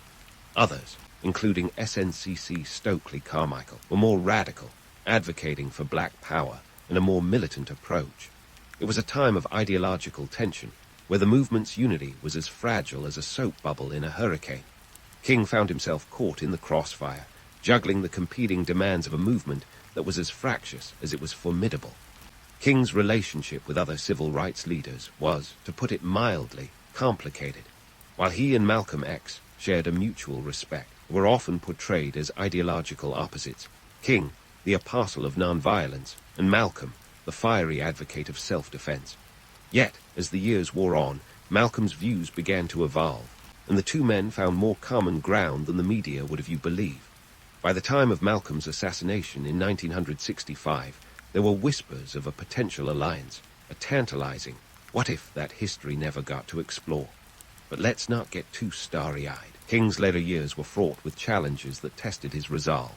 He faced increased scrutiny from the FBI, which had been keeping tabs on him since the early 60s. J. Edgar Hoover, that ever-watchful eye, considered King a threat to national security, a ludicrous notion in hindsight, but one that carried weight in its time. Under Hoover's orders, the FBI engaged in a smear campaign that sought to discredit King through surveillance, wiretaps, and even anonymous letters. It was a cloak-and-dagger affair that would make a spy novelist proud, albeit one with serious ethical breaches. Despite these hurdles, King pressed on, driven by a vision of justice that transcended the immediate and the personal. His work in the late 60s was as much about the soul of America as it was about its policies. King knew that true equality required not just changes in laws, but changes in hearts and minds. It was a battle that demanded every ounce of his spirit, and one that he pursued with unwavering determination. By the time 1968 rolled around, King's Poor People's Campaign was gearing up for its big moment. Plans were set for a march on Washington that would bring the voices of the poor to the halls of power. But fate, as it often does, had other plans. On April 4, 1968, exactly 1 year after his Beyond Vietnam speech, King was assassinated in Memphis, Tennessee, where he had been supporting striking sanitation workers. His death sent shockwaves across the nation, sparking riots in over 100 cities and leaving a void in the movement that would be felt for years to come. King's later years were a testament to his enduring commitment to justice in all its forms. He challenged not just the status quo, but the very foundations of inequality, daring to dream of a world where freedom and fairness were not mere ideals, but lived realities. While his life was tragically cut short, his legacy lived on, inspiring generations to continue the fight for a just and equitable society. So, as we glance back at King's journey, it's clear that his impact extended far beyond his iconic speeches and well into the realm of economic and social justice. His later years were a complex tapestry of triumphs and trials, a story of a man who dared to dream big and act even bigger.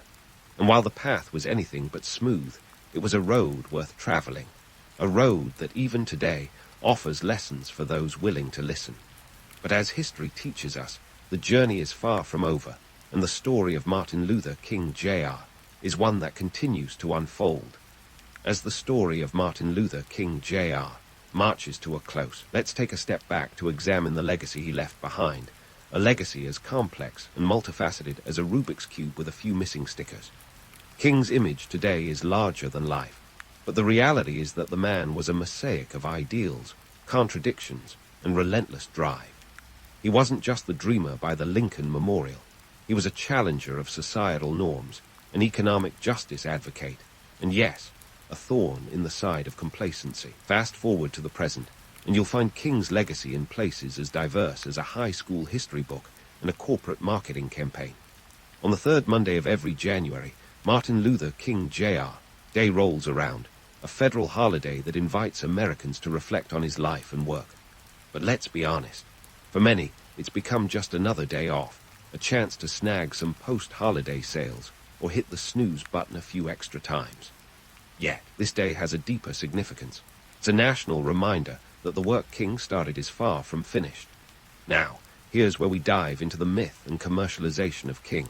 Over the years, his image has been polished to a high shine, a sanitized version that fits neatly into a Hallmark card, but often omits the gritty complexities of his life. This corporate king, if you will, is a symbol easily embraced. A unifying figure who spoke of dreams rather than discord. But the real King wasn't just about dreams. He was about shaking up the status quo, advocating for the underprivileged, and challenging the very fabric of American society. Consider this. King's approval rating at the time of his death was a mere 32%, according to a Harris poll. Today, however, his approval rating is through the roof, a whopping 94% among Americans. So, what gives? Well, history has a funny way of softening sharp edges, turning radical ideas into mainstream acceptance. After all, nothing says safe icon like a national holiday in your name. Yet this sanitization does King a disservice. He wasn't just a pacifist dreamer. He He was a provocateur who knew that real change often involved making people uncomfortable. And let's talk about the commercialization of his image. In 2019 alone, the I Have a Dream speech generated over $2 million in licensing fees. It's not every day a speech turns into a cash cow, but that's the curious case of King's legacy. His words have been plastered on everything from mugs to motivational posters, often stripped of their context and power. It's as if the message has been distilled into a feel-good slogan, one that sells well but carries only a fraction of the original weight. Yet, amidst this commercialization, the essence of King's message still resonates. His calls for justice and equality have inspired movements far beyond the borders of the United States. From South Africa's anti-apartheid struggle to the global human rights campaigns of today, King's influence is woven into the very fabric of activism worldwide. His legacy serves as both a rallying cry and a roadmap for those who dare to dream of a fairer world. But let's not overlook the ongoing struggle for civil rights. While King helped dismantle the legal framework of racial segregation, the economic and social disparities he fought against persist. In 2022, the black poverty rate in the US stood at 19.5%, still nearly double that of whites. The wealth gap yawns wider than ever, a stark reminder that legal rights don't always translate into economic parity. King's dream was not just about removing whites-only signs. It was about ensuring that everyone had a fair shot at prosperity. The modern civil rights movement, from Black Lives Matter to the fight for voting rights, draws from the well of King's work, often using his tactics of non-violent protest and coalition building. But it also faces new challenges, ones King couldn't have anticipated. The digital age has brought with it both new tools for activism and new forms of discrimination. Algorithms, social media, and surveillance present both opportunities and obstacles, demanding innovative strategies from today's activists. As we reflect on King's legacy, it's crucial to embrace both the myth and the man. The myth comforts us with a vision of an America striving for its highest ideals. The man challenges us to confront the uncomfortable truths of inequality and injustice that still haunt society. King showed us that the arc of history might bend toward justice, but it doesn't do so on its own. It takes the hands of the many, united in purpose, to give it a push. In the end, King's story is a testament to the power of conviction and the enduring struggle for a better world. His journey reminds us that progress is rarely linear and often fraught with setbacks. Yet, it is in this struggle that we find our purpose and our hope. So, as the curtain falls on our exploration of King's life and legacy, let's carry forward his dream with renewed resolve, acknowledging that the work of justice is never truly done, but always worth pursuing. When you think of ancient Rome, what comes to mind? Gladiators battling it out at the Colosseum, maybe a toga party that got a little out of hand. Well, let's turn down the lights and get cozy with some of the less savory aspects of Roman life, specifically their sexual practices. Trust me, it's like tuning into a soap opera that's been running for over 1,000 years, complete with plot twists and cliffhangers.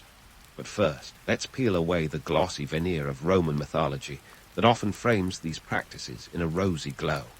The Romans were big on myths. Take Romulus and Remus, the twin brothers raised by a she-wolf, who are said to have founded Rome in 753 BCE. It's a tale as old as time, but don't let the PG-rated origin story fool you. The Romans were also pioneers in turning myths into a sort of ancient propaganda machine. They loved to weave tales of divine ancestry to justify their actions, including some rather eyebrow-raising sexual customs. But while the legends talk of gods and heroes, the day-to-day reality was a bit more, shall we say, pedestrian. Let's talk about Ovid, the ancient Roman poet who could be considered the original love guru, or maybe just a really cheeky uncle who overshares at family dinners. His masterpiece, Ars Amatoria, The Art of Love, was basically a 3-volume how-to guide on seduction and love affairs, published around 2 AD. It might sound like a romantic read, but hold your horses. Ovid's work was part instruction manual, part satire, and entirely a reflection of the socio-political climate of his time. You see, Ovid wrote during the reign of Emperor Augustus, a ruler who was so big on moral reform, he tried to legislate morality itself. Augustus, ever the buzzkill, enacted laws to promote family values, penalizing adultery with exile. Yet, here comes Ovid, waltzing in with tips on how to cheat more effectively. It's like he was the ancient world's answer to a modern-day relationship podcast, breaking down how to navigate the murky waters of Roman romance, laws be damned. Ovid's writing thrived in this paradoxical environment. He knew how to poke the bear, pushing against the constraints of Augustan censorship with a wink and a nudge. The popularity of his work tells us something vital. While Augustus was busy playing the moral police, everyday Romans were more interested in Ovid's scandalous verses than in towing the emperor's line. But don't be fooled by Ovid's literary flair. The world he describes isn't exactly the kind of sexy, carefree paradise it might seem. For instance, take the infamous Roman orgies. Now, the word orgy might conjure images of candlelit rooms filled with bodies in various states of undress, but these gatherings were often more about politics than pleasure. They were a way for the elite to show off their wealth and power, a sort of ancient networking event with a side of debauchery. Think of it as a LinkedIn party where everyone's forgotten their clothes. And let's not forget the harsh realities lurking beneath the surface glamour. The Roman Empire was a society built on hierarchy and slavery, and this trickled down into every aspect of life, including the bedroom. Slaves, both male and female, were often exploited for sexual purposes, with little say in the matter. This wasn't the stuff of romantic legend, but a brutal fact of Roman life. Ovid's Ars Amatoria might have painted a picture of a society obsessed with love and seduction, but the real backdrop was a culture where power dynamics played out in intimate spaces as much as in the political arena. His work is filled with clever wordplay and double entendres, making it a hit among Rome's literate classes, but it also serves as a reminder of the hypocrisy and inequality that underpinned Roman society.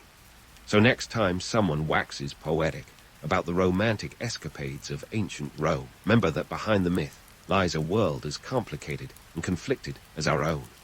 Ovid's audacious verses might have been entertaining, but they also offered a sly commentary on the duplicity of a society that preached virtue while indulging vice. It's a world where the line between myth and reality was as blurred as a late-night toga party that went a little too far. And there you have it, the foundation of Roman sexuality, laid bare in all its contradictory glory. As we venture deeper into the boudoir of ancient Rome in the upcoming parts, keep in mind that while the stories might be ancient, the human behaviors and motivations are anything but.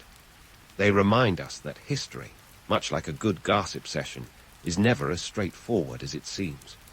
As we continue to peel back the layers of ancient Roman society, it becomes clear that the Romans didn't just dabble in myths and orgies. They were also masters of the economics of desire. You see, romantic liaisons in Rome often had less to do with Cupid's arrows and more to do with coin purses. The reality was that maintaining a mistress or courting a courtesan was as much about financial muscle as it was about passion. Let's start with the quintessential Roman mistress. A Roman man's social standing was frequently reflected in the number of mistresses he could sustain. This wasn't some casual fling. It was a business arrangement wrapped in the guise of romance. To put it in perspective, think of maintaining a mistress like leasing a luxury car. It was a status symbol, but one that came with its own hefty price tag. Now, before you romanticize the life of a Roman mistress, consider this. She was less a beloved partner and more a line item in a wealthy Roman's budget. The costs were steep. We're talking about expensive gifts, lavish dinners, and accommodations that could rival those of a Roman villa. The poet Juvenal, never one to mince words, once quipped that a man could be financially ruined by the luxurious toilet of a mistress. And you thought your gym membership was expensive. But what about the courtesans? These women were in a league of their own, operating within a unique economic ecosystem. Courtesans, unlike most women of the time, wielded a certain degree of power and autonomy. They were the influencers of their day, commanding not just the attention, but also the financial resources of Rome's elite. It wasn't uncommon for a courtesan to earn more than a Roman soldier, who, if you're curious, pulled in about 900 sesterces annually. Meanwhile, a premier courtesan could demand far more for her companionship, effectively placing herself within the upper echelons of Roman society. And while we're on the topic of financial prowess, let's not forget the infamous lupanar of Pompeii, the ancient world's answer to a red light district.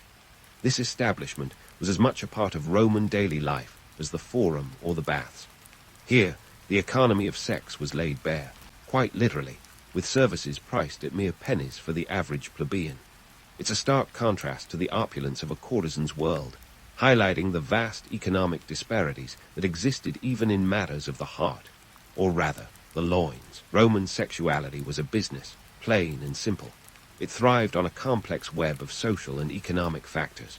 The more wealth you had, the more you could afford to indulge in the pleasures that Roman society had to offer.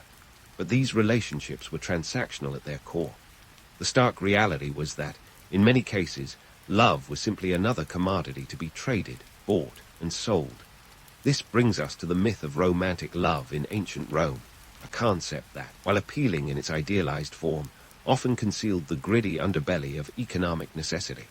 For the Romans, love might have been the stuff of poetry and myth, but the day-to-day reality was far more transactional. While the poets sang of star-crossed lovers and eternal devotion, the Romans were busy calculating the cost of these affections in cold, hard cash. To truly understand Roman society, one must grapple with this duality, the allure of the romantic myth versus the economic reality. The Romans lived in a world where love and money were inextricably linked, each influencing the other in a dance as old as time. And as we delve deeper into this ancient world, remember that behind every romanticized tale, there's often a ledger balancing passion against profit. So, as we wrap up this exploration of Roman economic realities, keep in mind that while the myths may be seductive, the truth is often far more revealing. In the next part, we'll continue to unravel the complex web of Roman sexuality, diving into new territories that promise even more intrigue and insight. Stay tuned. This ancient soap opera is just getting started. As the curtain rises on the next act of our Roman soap opera, let's turn our gaze toward the legal labyrinth that governed matters of the heart, and, more often than not, other bodily pursuits in ancient Rome. If you've ever thought modern relationship laws were a headache, wait till you hear about this ancient tangle. First, we need to address the elephant in the forum, Roman laws on adultery. You see, in 18 BCE, Emperor Augustus wasn't just fiddling with Rome's moral compass. He was overhauling it with the Julian laws. These statutes, particularly the Lex Julia de Adulteriis Coascendis, were designed to put the kibosh on extramarital escapades. Augustus essentially played the moral hall monitor, decreeing that adulterers could face exile. Yes, you heard that right. Cheat on your spouse, and you might find yourself banished to some God-forsaken island, far from the hustle and bustle of Rome. But as anyone who's ever tried to enforce a curfew knows, rules are only as strong as their enforcement. These laws, while stringent on paper, often got lost in the shuffle of Roman daily life. After all, snooping on your neighbor's romantic entanglements wasn't exactly a top priority when there were gladiator games to attend and amphorae of wine to be consumed. Plus, let's not forget the delightful Roman hypocrisy at play here. The laws came down heavily on women, while giving men a far more lenient slap on the wrist. A husband catching his wife in the act had the legal right to kill her lover. Talk about extreme conflict resolution. Now, let's dive into the murky waters of Roman marriage contracts. Forget about a simple I do. In Rome, marriage was as much a business merger as it was a romantic union. These contracts, called tabulae nuptials, were a binding agreement between families, complete with dowries and stipulations that could make a modern-day prenuptial agreement look like child's play. Wealthy families used these contracts to consolidate power, ensuring their assets and influence were strategically aligned. It was less about love and more about legacy. Think Game of Thrones meets Dynasty.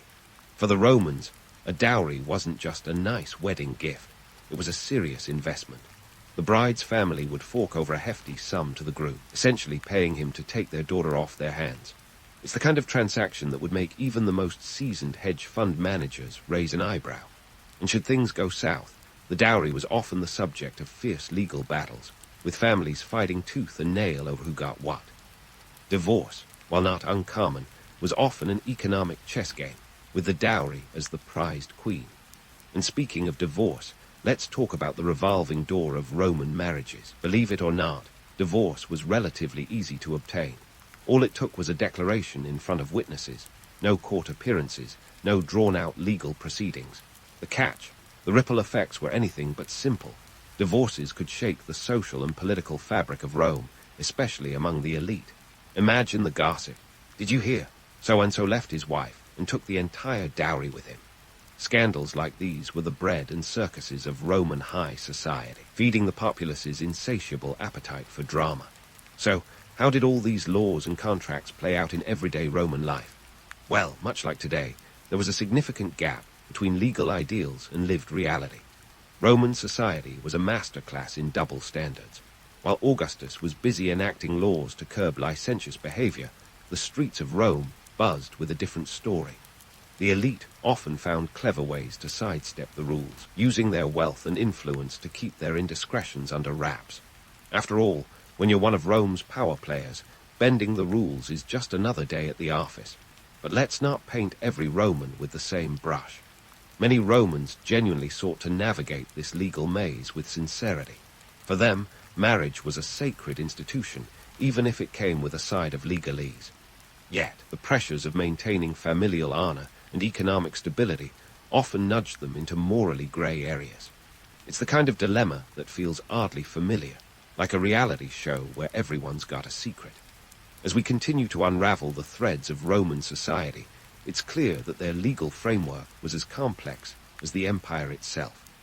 It was a world where love and law intertwined in a dance as intricate as any Roman mosaic, each step revealing the delicate balance between personal desire and public duty.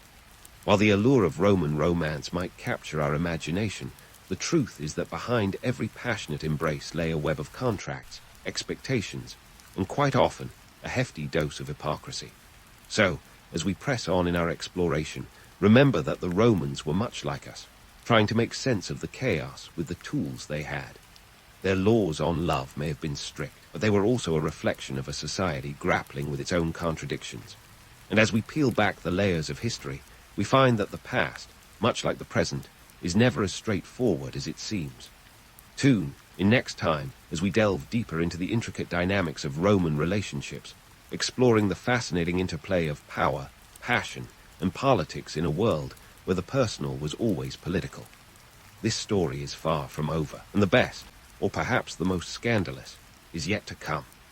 Now, speaking of scandalous Roman relationships, let's dive headfirst into the murky waters of concubinage and the exploitation of slaves, two practices that reveal a lot about the darker undertones of Roman sexuality.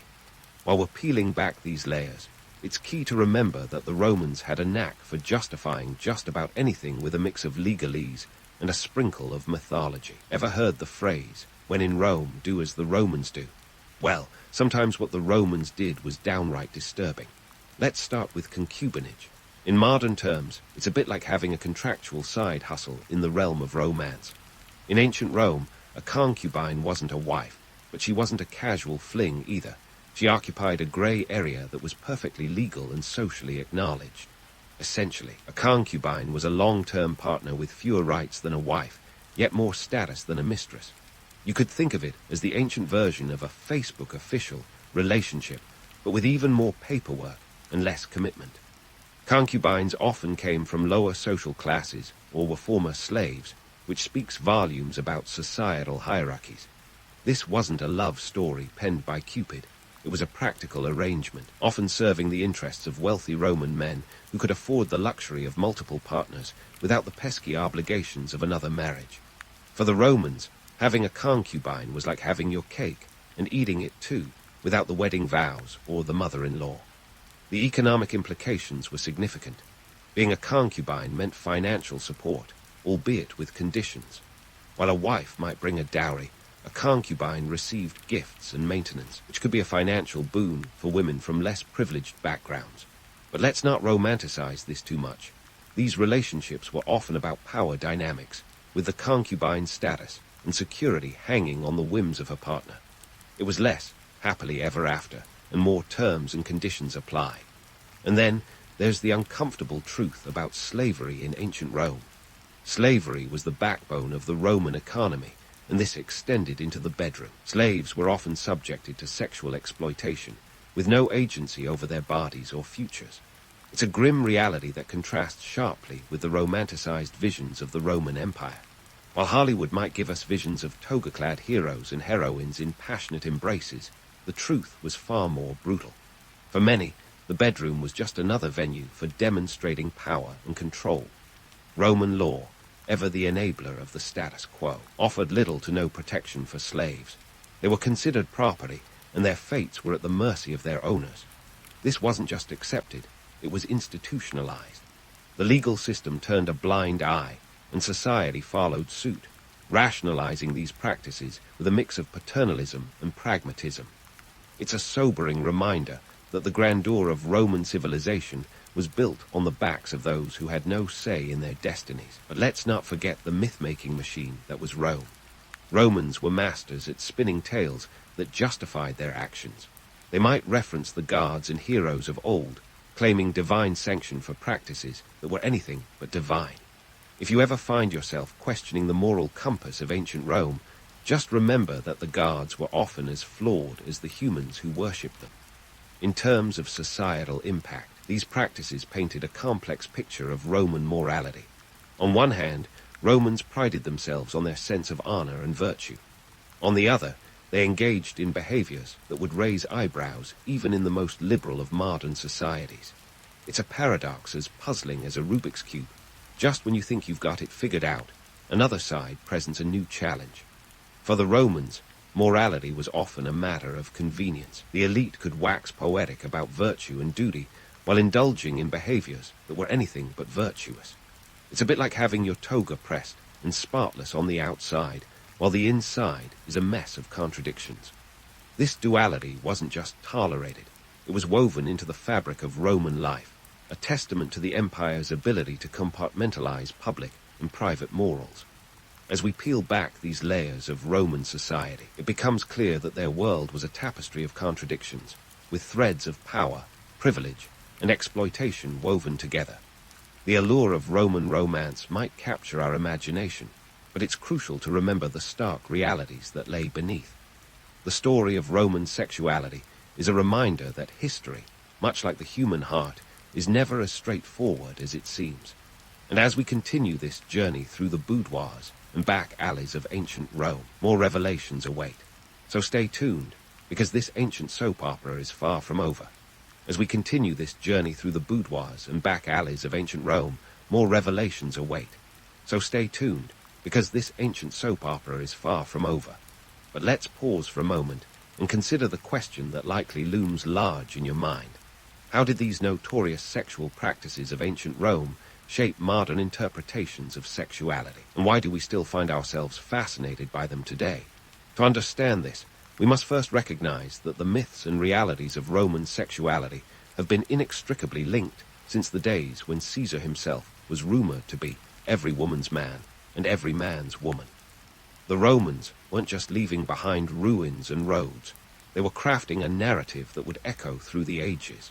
Fast forward to today, and we find that the tales of Roman debauchery and decadence still captivate us, partly because they allow us to glimpse a world that seems simultaneously alien and familiar. One can't discuss the legacy of Roman sexuality without mentioning the Victorians, those champions of prudish repression who were secretly enamored with the very raunchiness they claimed to abhor. The Victorians were instrumental in reviving interest in Roman culture, albeit through a lens that filtered out the more explicit elements. They were captivated by the grandeur of Rome, yet scandalized by its sexual mores, creating a paradox that would influence generations to come. Their sanitized vision of Roman life gave rise to a sort of historical whiplash. On the one hand, an admiration for Roman achievements, on the other, a moralistic horror at their decadence. But let's not kid ourselves. Modern society loves a good scandal just as much as the Romans did. The allure of forbidden pleasures and secret trysts is as potent today as it was 2 millennia ago.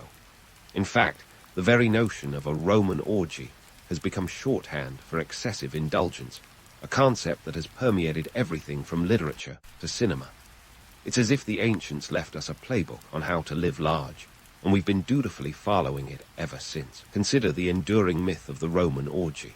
While historians have largely debunked the idea that these were routine bacchanals of uninhibited pleasure, the imagery persists. Why? Because it's a narrative that simultaneously entices and repels us, reflecting both our fascination with excess and our desire to condemn it. This duality, glamorous yet grotesque, resonates with our own cultural dilemmas about morality and desire. Moreover, Roman sexuality has influenced contemporary views on power dynamics and personal autonomy. The Romans had a clear understanding that sexuality was as much about control as it was about pleasure. This is a concept that continues to manifest in modern discussions around consent and agency. The harsh realities of Roman sexual exploitation serve as historical cautionary tales, reminding us of the dangers inherent in imbalanced power relationships. So, what's the takeaway from all this? Is it that we're doomed to repeat the past's mistakes, or that we should learn from them? Perhaps it's a bit of both. The Romans offer us a mirror, albeit a cracked one, reflecting both the heights of human achievement and the depths of moral ambiguity.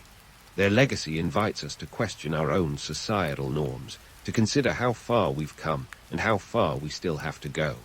In the end, the story of Roman sexuality isn't just about titillating tales or moral lessons. It's about understanding a culture that was both remarkably sophisticated and deeply flawed. It's about recognizing that human beings, regardless of the era, are driven by a complex interplay of desires, fears, and aspirations. And it's about realizing that while the Romans may have been masters of myth-making, we too are crafting narratives that future generations will scrutinize and reinterpret. As we close this chapter on ancient Rome, let's not forget that history doesn't just repeat itself. It rhymes, often in ways we least expect. The Romans left us more than ruins and relics. They left us a legacy of complexity, a reminder that the past is never just a foreign land. It's a storyline that continues to unfold, a narrative that invites us to explore, question, and ultimately understand the intricacies of the human condition. So, whether you're a casual history buff or a devoted scholar, remember that the lessons of ancient Rome are as relevant today as they were when Augustus first tightened the reins of moral reform. And as we navigate our own modern complexities, let's take a page from the Roman playbook. Question everything, embrace the contradictions, and never shy away from the truth, no matter how uncomfortable it may be. Because, after all, history is not just about the past. It's a conversation with the present, one that's far from over. In the 14th century, Europe was kind of like a medieval version of a blockbuster movie. A cast of thousands, plenty of drama, and more plot twists than a soap opera. Before the Black Death turned everything upside down, the continent was a tapestry of kingdoms, principalities, and fiefdoms, all stitched together by a patchwork of alliances and rivalries. It was an era where nobles wielded power like rock stars with their own entourages, while the peasants, the true unsung heroes, toiled away in fields, providing the real-life grinding soundtrack to this medieval epic. Let's talk cities first. Medieval urban centers were bustling hives of activity, even if they weren't exactly the cleanest places on earth. Picture narrow, winding streets filled with the kind of aromas that would put modern-day street food to shame, just not in a good way. London, Paris, and Florence were among the heavyweights of the time, each with populations ranging from 50,000 to 100,000. These cities were economic hubs, trading everything from spices to silks to some rather dubious-looking meats. But before we get too romantic about medieval city life, remember that these places were also breeding grounds for disease, with open sewers and little understanding of hygiene. Who needs hand sanitizer when you can have a bucket of dung water tossed out the window, right? Economically, Europe was a bit like a grand monopoly board, except instead of hotels, you had manor houses, and instead of monopoly money, you had grain and livestock. The agrarian economy was the lifeblood of medieval society, with the vast majority of people eking out a living from the land. Picture this. About 90% of the population were peasants, working fields owned by lords who were more interested in their next jousting tournament than in crop yields. These peasants weren't exactly living the high life. Their days were filled with back-breaking labor, and their nights, well, let's just say Netflix was still a few centuries away. The feudal system was the medieval equivalent of a social pyramid, with the king sitting at the top, followed by a hierarchy of nobles, knights, and finally, the peasants at the bottom, holding up the entire shaky structure. Lords granted land to vassals in exchange for military service, creating a web of loyalty and obligation that was as convoluted as the plot of any good political thriller. This system kept everything in an uneasy balance, with everyone from the king to the lowliest serf entangled in a game of who owes what to whom. If all this sounds a bit like a medieval game of Risk, that's because it was. Except in this version. Losing a territory could mean more than just a strategic setback. It could mean losing your livelihood, your freedom, or even your head. Now, let's chat numbers. Europe's population before the Black Death was booming, with estimates suggesting around 75 to 80 million people across the continent. This growth was both a blessing and a curse. More people meant more mouths to feed, and while advances in agricultural techniques had improved yields, the system was still precariously balanced. A bad harvest could spell disaster, leading to famine and unrest. It's the kind of high-stakes drama that would make any medieval sitcom worth watching. But don't let the rustic charm fool you. Medieval Europe was no idyllic countryside painting. Beneath the surface lurked a multitude of tensions. Economic disparity was rampant, with lords living in relative luxury while peasants struggled to survive. Social mobility was about as likely as a snowstorm in July, and political power was concentrated in the hands of a few. The church, wielding its own brand of influence, was a formidable force, dictating moral and social norms with an iron grip.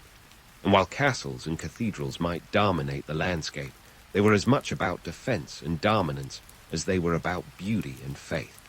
In this precarious world, the Black Death would soon arrive like an uninvited guest at a dinner party, ready to turn everything on its head.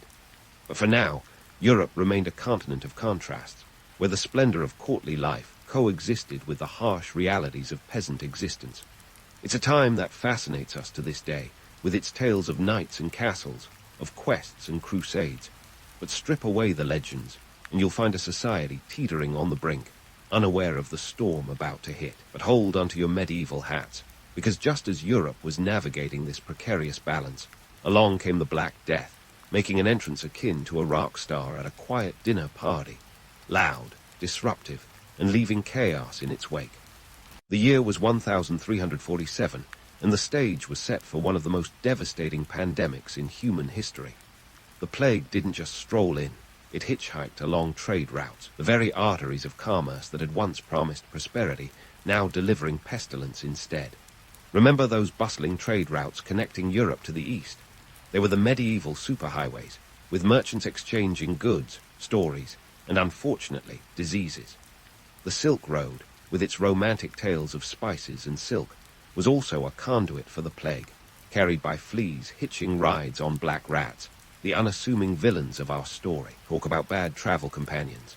By the time the disease reached Europe, it was like an explosive new trend that nobody wanted to catch on to. And catch on it did, with a vengeance. The plague spread faster than gossip in a court full of scheming nobles. Cities were particularly hard hit, with their dense populations, and let's be honest, less than stellar sanitation. Florence, a jewel of the Renaissance, lost about 50% of its population in just a few months. London wasn't spared either. The city saw its population decimated by up to 60%. These weren't just numbers. They were lives, families, communities left in shambles. It's estimated that Europe lost between 25 to 30 million people, roughly a third of its population, in a span of just a few years. Forget Game of Thrones.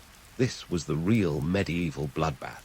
In the face of such horror, the people of the time had to come up with explanations and cures, some more creative than others. Medical knowledge was about as advanced as a medieval trebuchet compared to modern artillery, and so the cures ranged from the bizarre to the downright dangerous. One popular belief was that bad air, or miasma, was to blame. To combat this invisible foe, people took to waving incense, carrying sweet-smelling herbs, and even setting fires in the streets to purify the air. Spoiler alert, it didn't work. Meanwhile, some folks turned to more spiritual remedies, believing the plague to be a divine punishment. Flagellants, groups of zealots who traveled from town to town whipping themselves in penance, became a common sight. Their theory: if they suffered enough, maybe God would take pity on them and lift the curse. It's a bit like trying to appease your Wi-Fi by shouting at your router. Spoiler alert again, still didn't work. Of course, when faced with something as catastrophic as the Black Death, it's no surprise that people began pointing fingers. Jews, lepers, and foreigners often became scapegoats, accused of poisoning wells or spreading the plague intentionally. These accusations were not just baseless, they were deadly, leading to pogroms and massacres across Europe. It was a tragic reminder of how fear can breed hatred, a lesson as relevant today as it was then. Yet, amidst the chaos, plague did something unexpected. It shook the foundations of medieval society. The massive death toll meant labor was suddenly in short supply, giving surviving workers a rare bargaining chip. Peasants began demanding better wages and working conditions, and some even abandoned their feudal obligations entirely, seeking a better life in the towns.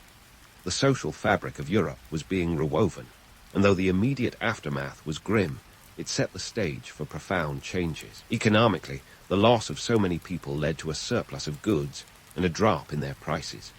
Land became more available, and the surviving population found that their quality of life, ironically, improved.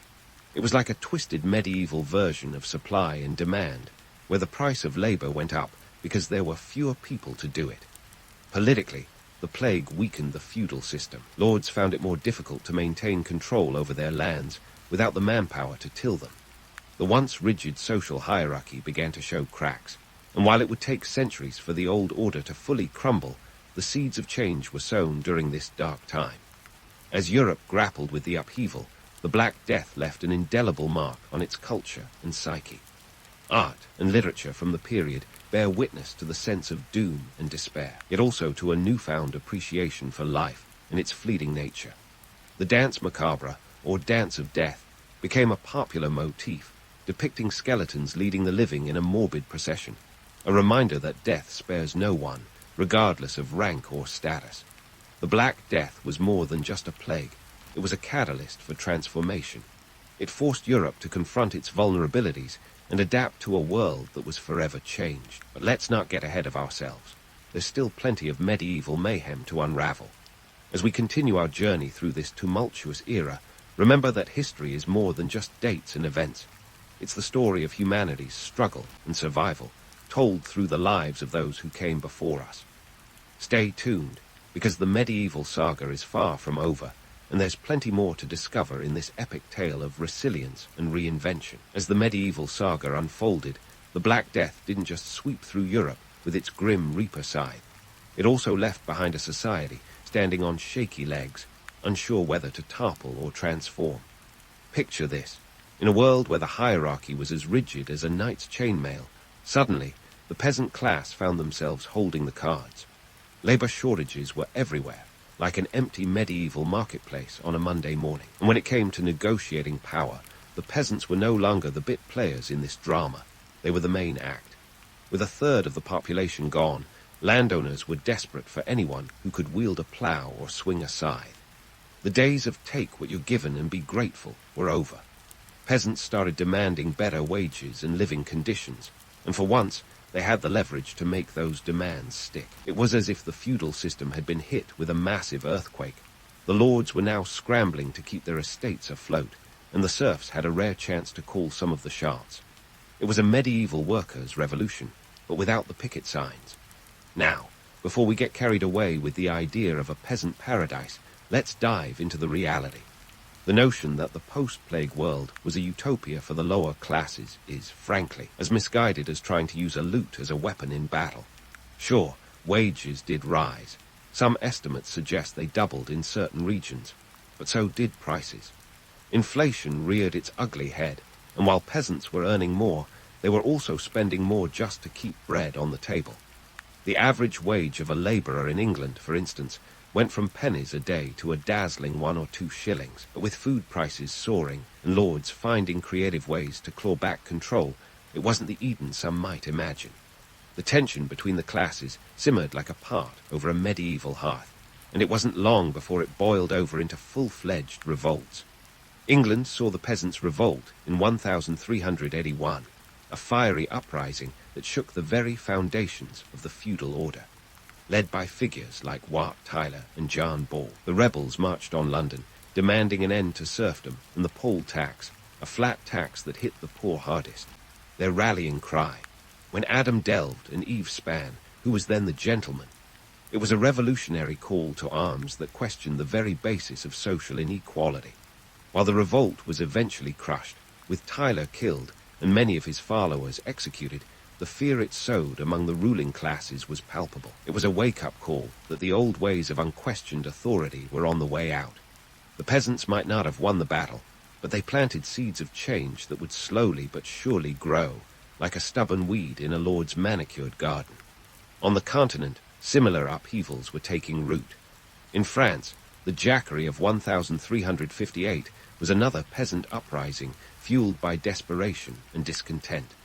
The rebels, fed up with heavy taxes and the devastation of the 100 Years' War, took up arms against the nobility. The revolt was brutally suppressed, but it left an enduring mark on the French psyche. The fear of peasant power lingered, a spectre that would haunt the aristocracy for generations. These uprisings were not just about economics. They were about dignity and human rights, concepts that were as revolutionary then as they are timeless now. The Black Death had cracked open the door to a new world, one where the peasants were no longer content to be the dirt under the nobles' boots. They wanted a say in their own lives, and while the road to equality was long and fraught with setbacks, the journey had begun. But let's not sugarcoat it. Life was still brutally hard for the medieval peasantry. Primary sources from the period paint a vivid picture of their struggles. Chroniclers like Jean Froissart and Thomas Walsingham wrote of the harsh realities and the heavy burdens that the lower classes bore. The peasant's paradise was more of a myth than a reality, a tale spun by those who romanticized the past without living its hardships. Still, the social upheaval of the 14th century laid the groundwork for change. The rigid structures of feudalism were beginning to crumble, and in their place, new ideas about governance, economics, and social order were taking root. The medieval world was evolving, albeit slowly, into something different, something that would eventually give rise to the Renaissance and beyond. As we continue to explore this pivotal chapter in history, remember that the Black Death was not just a disease. It was a catalyst for transformation. It forced a medieval society to confront its own vulnerabilities and adapt to a world forever altered. So, as we forge ahead into the next part of our journey through this tumultuous era, keep in mind that history is not just a series of events. It's the story of humanity's resilience and reinvention, told through the lives of those who came before us. The medieval saga is far from over, and there's plenty more to uncover in this epic tale of survival and change. Stay tuned, because the next act promises to be just as riveting. As the medieval world teetered on the edge of transformation, the economic landscape began to resemble a chessboard after a particularly chaotic match. Pieces all over the place, some missing entirely, but the game still pressing forward. With the Black Death having culled roughly a third of the population, Europe found itself in a curious bind. More resources than it knew what to do with, but not enough hands to make them work. Picture this. Fields that once buzzed with the back-breaking toil of peasants were now eerily silent. Grain rotted on the stalk, livestock wandered untended, and the manorial system, that stalwart structure of medieval life, started showing signs of serious wear and tear. The manors, once the backbone of the feudal economy, were built on the premise of plenty of labor, an assumption now as outdated as a VHS tape in a Netflix world. Let's talk numbers. Before the Black Death's unwelcome visit, the average manor lord could count on a steady supply of serfs to till the land, paying their rent in the form of produce and labor. Now, those same lords were left scrambling like a knight in a pawn shop. The sudden scarcity of labor sent wages soaring. Some estimates suggest they jumped by up to 50% in the decades following the plague. Meanwhile, the price of land plummeted, like a medieval stock market crash. Suddenly, the economic equation that had kept the manorial system afloat was sinking under its own weight. The lords, predictably, were not pleased. Imagine their surprise when the peasants, once as voiceless as the dirt they tilled, started speaking up. The Statute of Labourers in 1351, an attempt by the English government to cap wages and keep the status quo, was about as effective as trying to stop a charging warhorse with a stern look. The labourers, emboldened by their newfound leverage, had little interest in returning to their pre-plague poverty. They were like medieval labour activists before it was cool. As the manorial system gasped its last, new economic models began to emerge, like seedlings poking through the scorched earth. The rise of cash rent over labor service was one such innovation. In a world where paying with produce had been the norm, the shift towards monetary transactions was revolutionary. This wasn't just a change in currency, it was a change in mindset. Money, which had once been the preserve of the wealthy, was becoming the lingua franca of the common folk. The burgeoning market economy brought with it a slew of new opportunities and challenges.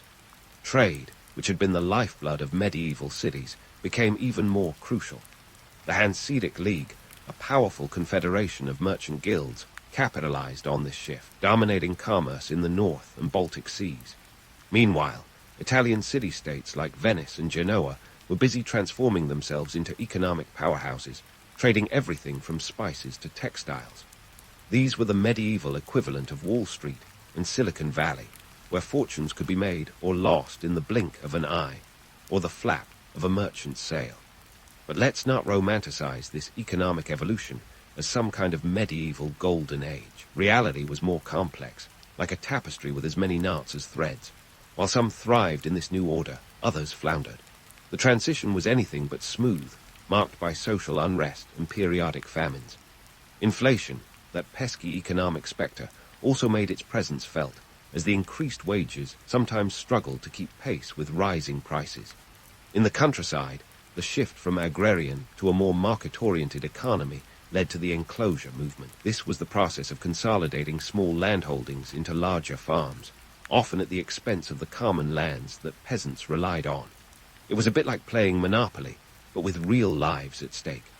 This movement set the stage for modern agriculture, but it also displaced countless peasants, forcing them to seek work in the burgeoning towns and cities. These urban centers, for their part, were undergoing their own transformations. The growth of trade guilds provided a semblance of order amidst the chaos. These organizations regulated everything from quality standards to working conditions, acting as the medieval precursor to labor unions. They also wielded significant political power, like a medieval chamber of commerce with a penchant for pageantry. The economic upheaval also had unexpected benefits for some. With fewer mouths to feed, the surviving population found themselves with access to better quality food and more diverse diets. A 14th century peasant might have marveled at the increased availability of meat and dairy products, a stark contrast to the grain-heavy diets of their forebears. It's estimated that life expectancy for those who survived the plague actually improved, with some living well into their 50s, a ripe old age by medieval standards. This newfound prosperity wasn't just limited to food. The surviving population also enjoyed better housing conditions. With more land available, peasants could afford to build more substantial homes, complete with chimneys and glazed windows, a luxury that would have been unthinkable before the plague. It was as if the medieval world had hit the reset button, with the survivors reaping the rewards of a leaner, if not meaner, society. Still, let's not get carried away with visions of medieval bliss. The post-plague world was one of contradictions, where opportunity and adversity walked hand in hand. The Black Death had set off a chain reaction that would reshape Europe in ways that its inhabitants could scarcely have imagined. The old order was crumbling, and a new one was taking shape, although it would take centuries for the dust to truly settle. As we continue to unravel this tangled web of history, keep in mind that the story of the Black Death is not just about death and destruction. It's also about resilience and reinvention. The survivors of this dark chapter were not just passive witnesses to history. They were active participants, shaping the world in their own indomitable way. And while their journey was far from over, they had already set the stage for a future that would see the Renaissance, the Reformation, and beyond. So buckle up, because there's plenty more medieval mayhem to explore as we delve deeper into this epic saga. Stay tuned for the next act, where the twists and turns promise to be just as riveting as ever. And so, as the medieval world wrestled with its new reality, it was like a phoenix half-risen from the ashes, still a bit singed, but ready to take flight. The aftermath of the Black Death wasn't just about survival. It was about setting the stage for one of history's most dazzling cultural renaissances. If the pandemic was the grim prologue, then the Renaissance was the opening act of a glittering new era. let's talk about how the Black Death inadvertently opened the doors to the Renaissance. Picture those bustling cities, now emptier but still brimming with potential. With fewer bodies jostling for space, there was more room for innovation and creativity. Suddenly, people weren't just surviving, they were thriving. And this societal shake-up was the perfect breeding ground for fresh ideas, like a medieval version of a startup incubator. The economic shifts we talked about earlier played a huge role in this transformation. As the scarcity of labor drove up wages, more people found themselves with disposable income, an unheard-of luxury for the average medieval Joe. This newfound wealth allowed for a little indulgence in the arts and sciences. The patrons of the Renaissance, those wealthy individuals who funded artists and thinkers, were like the venture capitalists of their time, investing in the future one fresco at a time. Florence, that jewel of the Renaissance, is a prime example. Once devastated by the plague, it bounced back with an artistic vengeance. The Medici family, banking magnates who made Jeff Bezos look thrifty, pumped money into the arts, supporting titans like Leonardo da Vinci and Michelangelo. Their motto might as well have been, "In art we trust," as they turned Florence into a canvas for human achievement. But before we start romanticizing too much, let's not forget that the Medici were also savvy power players, knowing full well that art was as much about prestige as it was about beauty. And it's not just art that flourished. The intellectual landscape of Europe was ripe for a makeover, with the church's stranglehold on knowledge loosening. A side effect of its inability to explain away the horrors of the plague, curiosity became an intellectual currency. Scholars started digging up ancient texts, breathing new life into the works of Aristotle and Plato. This revival of classical knowledge was like a turbo boost to European thought, propelling it out of the Middle Ages and into modernity. The Renaissance, with its emphasis on humanism, is a direct response to the existential crises wrought by the Black Death. The grim reminder of mortality prompted a renewed focus on the here and now, rather than the hereafter. People began to question established doctrines, and this intellectual curiosity laid the groundwork for scientific inquiry. Renaissance thinkers like Copernicus and Galileo dared to look at the stars and see more than just divine lights. They saw a universe governed by laws that could be understood, measured, and most importantly, questioned.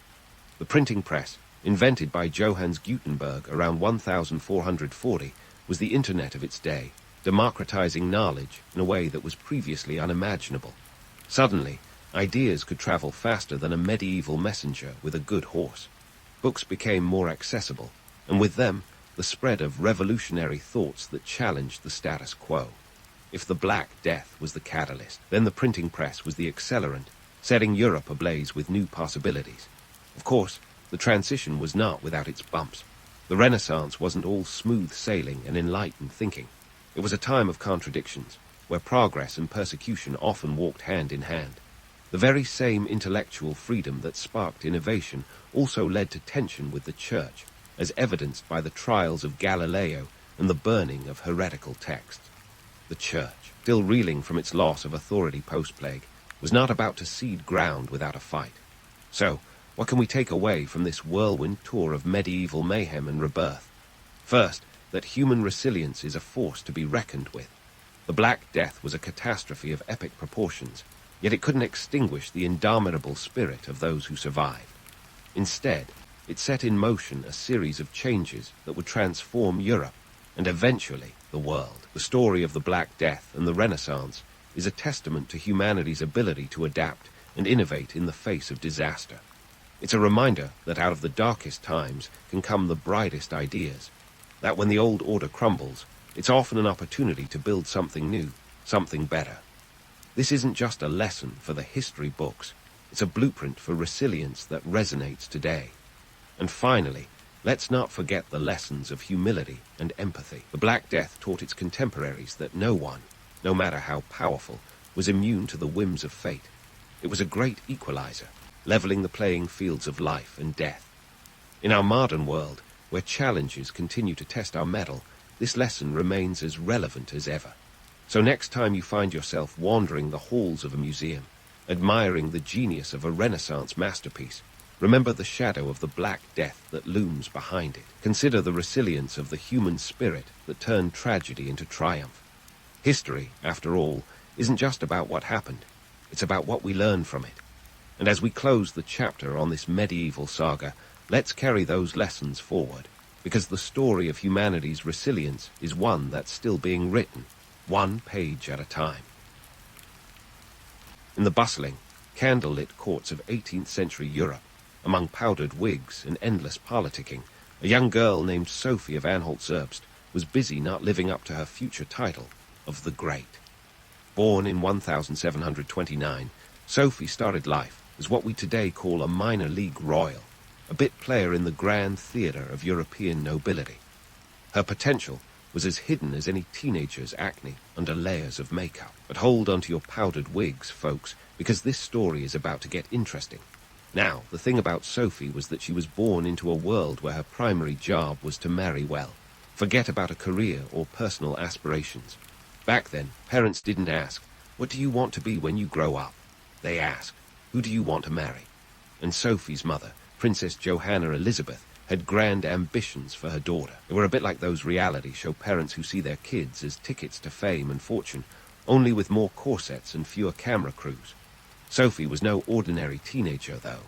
Beneath her demure exterior was a mind as sharp as a guillotine blade. She devoured books and had a curiosity that could rival Google. Her father, Christian August, was the prince of a small German principality, which sounds fancy, but was more like owning a particularly nice cul-de-sac. They lived in a place called Stettin in Prussia, now Szczecin in Poland, just to keep things geographically spicy. Sophie's path to greatness kicked off when she caught the eye of Empress Elizabeth of Russia. Well, to be fair, it was more her mother's relentless networking that put her on the Russian Empress's radar. Elizabeth was on the hunt for a bride for her nephew, the future Peter Roman III. The Empress needed someone to bear heirs, not Netflix and chill. Sophie was handpicked for the role, and at just 14 years old, she was shipped off to Russia, where summers are short, winters are long, and the politics are even colder. Arriving in Russia, Sophie did what any savvy teenager would do when moving to a new school. She reinvented herself. She learned Russian, adopted the Orthodox faith, and changed her name to Catherine, because who doesn't want a fresh start with a new name that sounds like royalty? Her baptism into the Orthodox Church was a grand affair, with enough pomp and circumstance to make the askers look like a backyard barbecue. And just like that, Sophie was reborn as Catherine, future Empress of all Russia, or so she hoped. Her marriage to Peter Roman III was, to put it mildly, a real-life episode of Married at First Sight. Peter was, well, let's just say he was more interested in toy soldiers than ruling an empire, literally. Historians tell us he had a penchant for playing with miniature armies, which might explain why he never quite grasped the complexities of ruling a country. Imagine a grown man playing with action figures while his wife is busy plotting her rise to power. If there were an award for most awkward royal couple, these two would have taken the cake. But Catherine was no damsel waiting to be rescued. She was all about seizing the moment and had the ambition of a marathon runner at the starting line. She knew the Russian court was a minefield of intrigue and backstabbing, and she was ready to navigate it like a seasoned spy. As Peter fumbled through his reign, Catherine was busy making allies, reading philosophy, and mentally sketching out her grand plans for Russia. Her correspondence with Voltaire and other Enlightenment thinkers was like a masterclass in strategic networking. She was crafting her own destiny, one carefully worded letter at a time. Yet, let's not romanticize her rise too much. Catherine's path to power was as much about practical maneuvering as it was about vision. She was playing a high-stakes game of chess, where every move had to be calculated and every alliance scrutinized. The Russian court was a swirling vortex of ambition, and Catherine was determined not to get sucked into obscurity. Her ability to read the political landscape was as keen as her wit, and she wasn't above using a little charm to get what she wanted. By the time Peter finally ascended to the throne in 1762, Catherine was ready. She'd spent years laying the groundwork, understanding the complexities of Russian governance, and ensuring she had the support of key military and political figures. Her coup d'etat, executed just 6 months into Peter's reign, was swift and decisive. It was like a meticulously planned heist, only instead of stealing jewels, Catherine grabbed the crown. Imagine a Royal Ocean's 11, with Catherine as George Clooney and the Russian military her band of charming rogues. Her rise was remarkable not just for its audaciousness, but for the sheer audacity of a woman in a man's world taking power with such finesse. But the story of Catherine's coup isn't just about a woman taking charge. It's about a calculated, strategic mind understanding the power structures of her time and using them to her advantage. Catherine the Great's transformation from Sophie of Anhalt-Zerbst to Empress of Russia is a story of adaptability, ambition, and a little bit of luck. It's a reminder that history is not just a series of grand events, but a tapestry woven from the actions and choices of people who dared to defy the odds. As Sophie became Catherine, she showed that even in the most rigid of societies, there's room for those who are willing to rewrite the rules. And this was only the beginning of her story, a prelude to an era that would be marked by enlightenment, expansion, and a legacy that still sparks debates today. With the crown firmly in her grasp, and the Russian court adjusted to the jarring idea of a woman in charge, Catherine didn't waste any time getting down to business. You see, ruling an empire wasn't just about looking regal in portraits or throwing lavish balls. Catherine had a country to run, and she was all about making Russia a heavyweight contender in the European power game. So, how did she do it? By diving headfirst into reforms, some of which were more like PR stunts with questionable motives. Let's start with her economic policies. Picture an 18th century Russia, a sprawling mass of land with an economy as creaky as one of those old wooden roller coasters. Catherine knew that to modernize Russia, she needed to shake things up. Enter her charter for the establishment of the Free Economic Society in 1765, designed to encourage agricultural innovation. It was like giving Russia an economic makeover, complete with a swipe of Enlightenment ideals. The society was tasked with promoting new farming techniques and crop rotation. A big deal considering the Russian agrarian scene was still stuck in a medieval rut. But here's where things get a bit sticky. While Catherine was all about innovation on paper, the reality was more like a game of smoke and mirrors. Take serfdom, for example.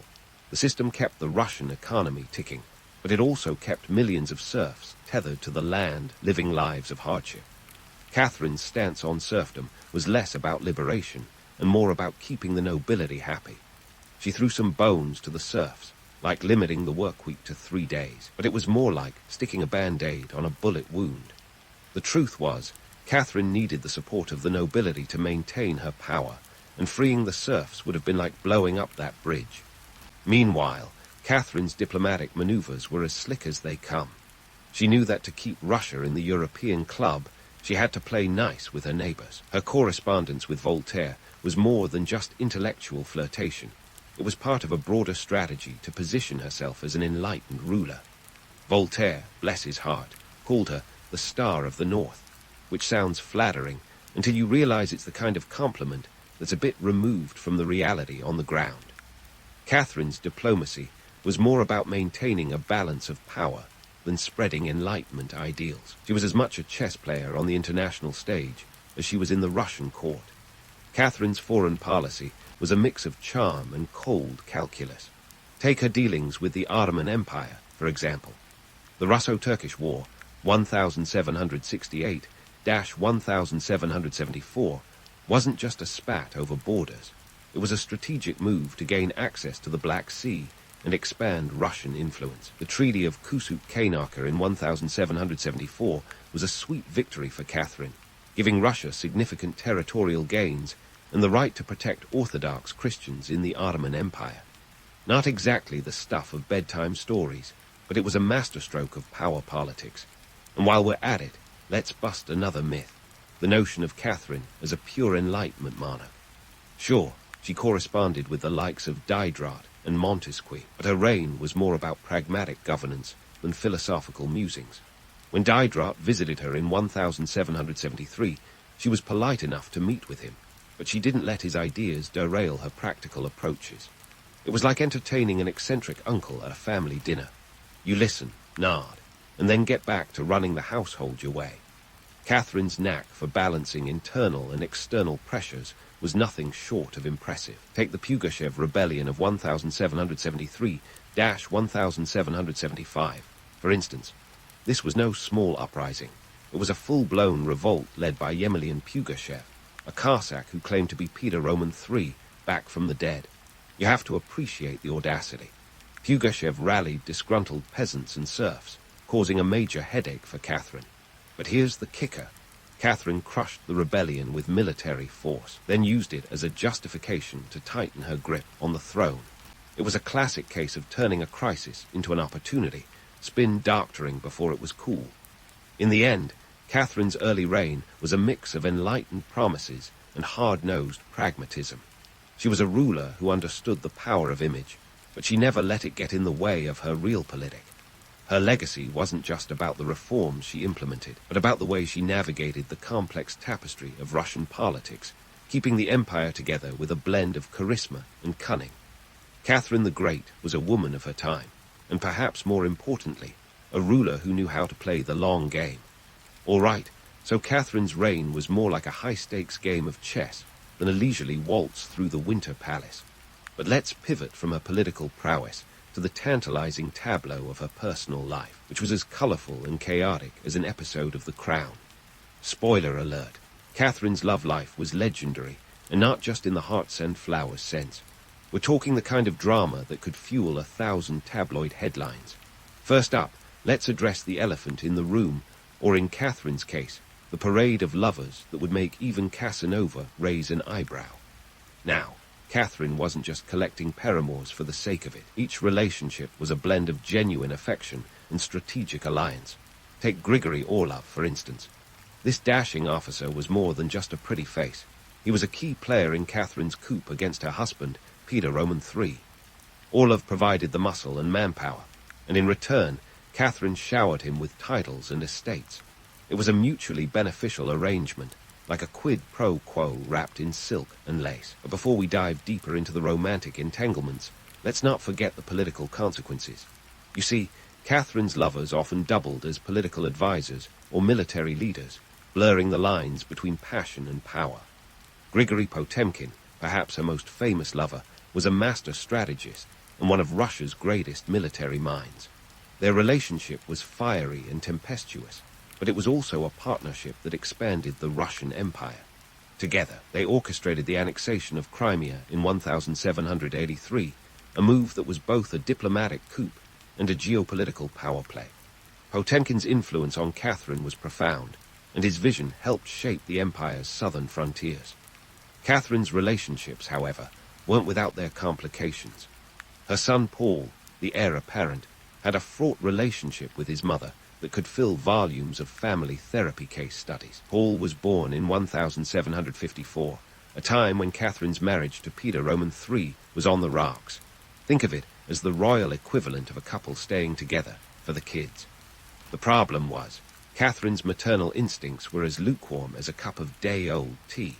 She saw Paul as a necessary component of her legacy, but was often distant, leaving his upbringing to a cadre of tutors and advisors.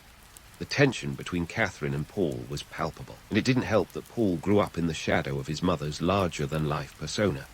He was a bit of a wild card, known for his erratic behavior and obsession with military discipline. While Catherine was busy modernizing Russia, Paul was busy perfecting the art of sulking. Their relationship was a dance of power and resentment, with Paul often feeling sidelined by his mother's affairs, both political and romantic. And let's not sugarcoat it. Catherine's court was a hotbed of gossip and scandal, where whispers traveled faster than a horse-drawn carriage.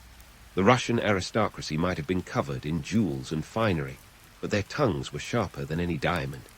Catherine's love life was fodder for endless speculation, with rumors swirling about her supposed dalliances. Some of the stories were wild enough to make even the most seasoned scandalmonger blush. Did she really keep lovers hidden in secret chambers, or was that just the fevered imagination of her detractors? History is hazy on the details, but what we do know is that Catherine skillfully wielded rumor to her advantage, letting it fuel her mystique while she focused on the empire. Now, let's take a moment to debunk a particularly persistent myth about Catherine's personal life. The infamous horse story is a piece of slander so absurd it would make a tabloid editor wince. Originating from her political enemies, this tale was nothing more than a smear campaign designed to undermine her authority. It's important to remember that powerful women throughout history have often been the target of outlandish rumors. It's like a historical rite of passage, albeit a deeply unfair one. Catherine's personal life, with all its romantic entanglements and familial strife, was a tapestry of human complexity. Her lovers were as much a part of her political strategy as her decrees and edicts. She used her relationships to consolidate power, but she also found genuine companionship, because let's face it, running an empire can be a lonely business. Her rapport with Paul, though fraught with tension, was a reflection of the broader dynamics at play in her court: ambition, rivalry, and the ever-present shadow of succession. In the end, Catherine's personal choices were intertwined with the fate of the Russian Empire. Her love life, as scandalous as it might seem, was an integral part of her rule. It was a balancing act between personal desire and political necessity, a tightrope walk that Catherine navigated with the skill of a seasoned performer. Her reign was not just a story of conquest and reform, but a deeply human saga, where the personal and political were inextricably linked. As we delve further into her story, it becomes clear that Catherine the Great was not just a ruler of Russia, but a master of her own narrative, crafting a legacy that continues to captivate us today. As Catherine the Great juggled the dramas of her personal life, she was also busy crafting a cultural revolution, one that would cement her legacy as more than just a savvy ruler with a penchant for scandal. Picture this: 18th century Russia was like a canvas ready for a splash of color, and Catherine was holding the brush with the zeal of an artist with a vision. Her love affair with the arts wasn't just about pretty paintings or clever prose. It was a strategic move to transform Russia into a beacon of enlightenment and sophistication. Let's start with the Hermitage Museum, shall we? Today, it's a sprawling palace of art, but back in Catherine's day, it was her personal treasure trove. Founded in 1764, the Hermitage began as a modest collection of 225 paintings, hardly the Louvre, but a respectable start. Catherine's taste was as eclectic as a Spotify playlist on shuffle. She snapped up works by Rembrandt, Rubens, and Raphael like she was assembling the ultimate artistic dream team. By the time of her death in 1796, the collection had ballooned to over 4,000 pieces. If there were a world record for art hoarding, Catherine would have been a serious contender. But why all the fuss over art? Simple, cultural capital. Catherine wasn't just buying paintings, she was buying prestige. She wanted Russia to be seen as a cultural heavyweight in Europe, and what better way than by hosting an art collection that could make even Paris sit up and take notice? It was like curating an Instagram feed of museum selfies before selfies were a thing. The Hermitage wasn't just a gallery. It was a statement, a high-stakes game of who's got the fanciest art. While Catherine was busy playing art collector, she was also penning letters to some of the most celebrated minds of her time. Her correspondence with Voltaire was like an 18th century version of sliding into someone's DMs, only with more philosophical musings and fewer emojis. Voltaire dubbed her Semiramis of the North, a nod to the legendary Assyrian queen. It was a clever compliment, but let's be real. Catherine was using these exchanges to bolster her image as a philosopher queen. She was all about the Enlightenment ideals, but also about projecting them like a brand new coat of paint on the Russian facade. Now, let's not get carried away with the romantic notion of Catherine as a pure intellectual.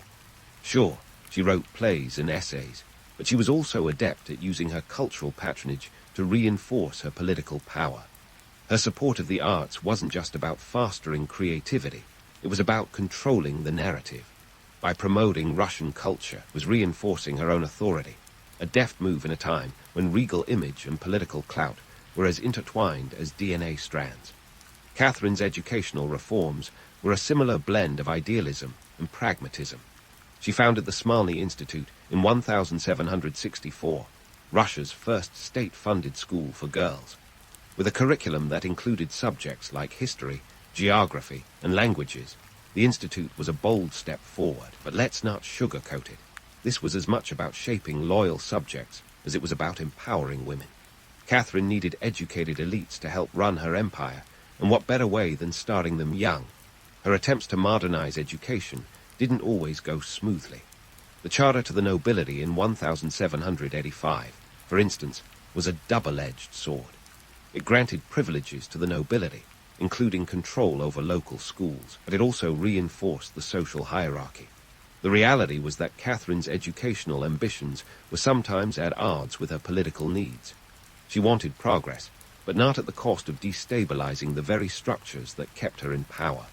And let's take a moment to poke a bit of fun at the myth of Catherine as a literary genius. Yes, she wrote satirical plays and even dabbled in opera, but let's not pretend she was Shakespeare. Her works were more about political propaganda than literary merit.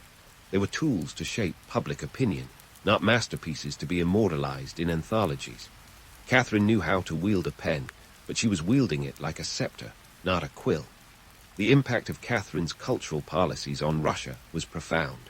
By the end of her reign, Russia had transformed from a cultural backwater into a vibrant center of arts and education. The Hermitage became a symbol of this transformation, a testament to Catherine's vision of Russia as a European power. Yet, it was also a reminder that culture was as much about politics as it was about art. Catherine the Great was crafting a legacy, one brushstroke at a time, with the precision of a ruler who understood that image and intellect were two sides of the same coin. In the grand tapestry of Russian history, Catherine's cultural contributions are a colorful thread that reveals the complexities of her reign. Her efforts to cultivate the arts and education were not just about prestige. They were a masterclass in statecraft, a lesson in how culture and power can dance an intricate waltz. As we prepare to explore the final chapters of her story, let's remember that Catherine's legacy is as much about the art of governance as it is about the governance of art. The stage is set, the players are assembled, and the final act promises to be a spectacle worthy of an empress. Catherine's story doesn't just taper off into a quiet retirement. It crescendos, even in her later years, into a symphony of ambition, legacy, and myth-making that would make any modern PR team green with envy. As she aged, Catherine remained as dynamic as ever, a force of nature wrapped in silk and diplomacy. Even as her golden locks turned to silver, she was busy expanding her empire, reforming her nation, and crafting a narrative that would outlive her by centuries. First, let's talk about geography, the grand canvas where Catherine painted her imperial ambitions. By the time she hung up her crown in 1796, she'd added a whopping 200,000 square miles to Russia's territory. That's the equivalent of gobbling up Italy twice over. Her conquests weren't just about land for land's sake, though. They were strategic moves on the chessboard of European power, each new acquisition a pawn turned queen.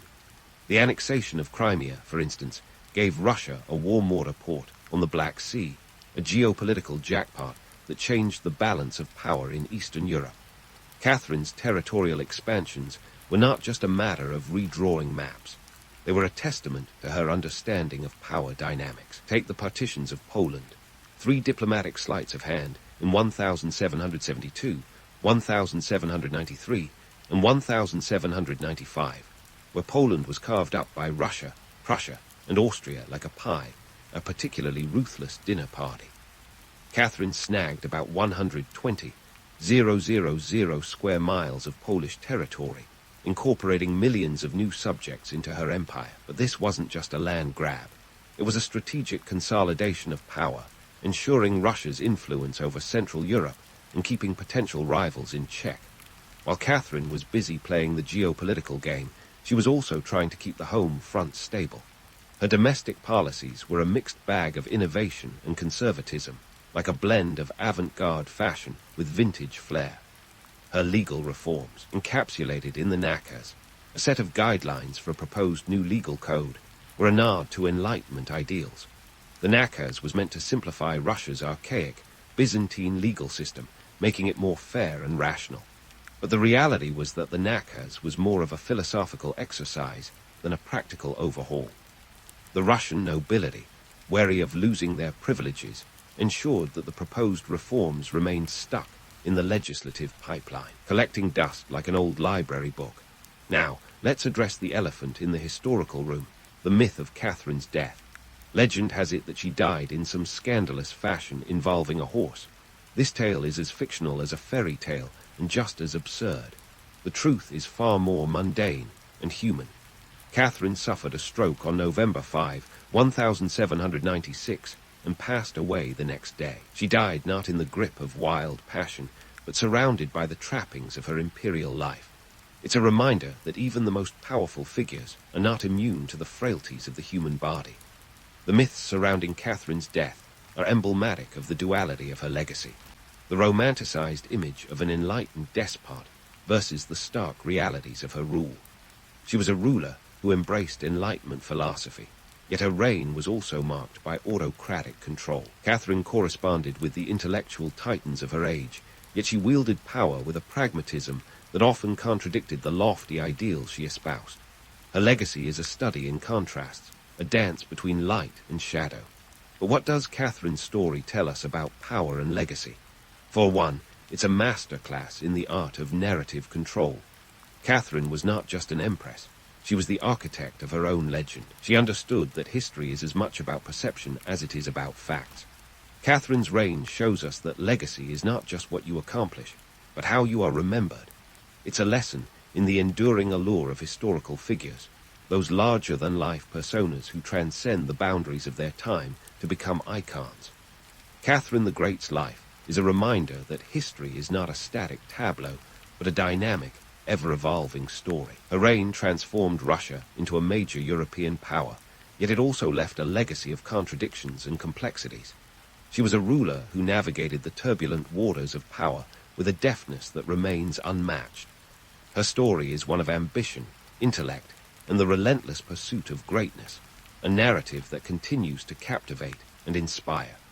As we close the book on Catherine's story, let's remember her not just as an empress, but as a woman who defied the odds to reshape her world.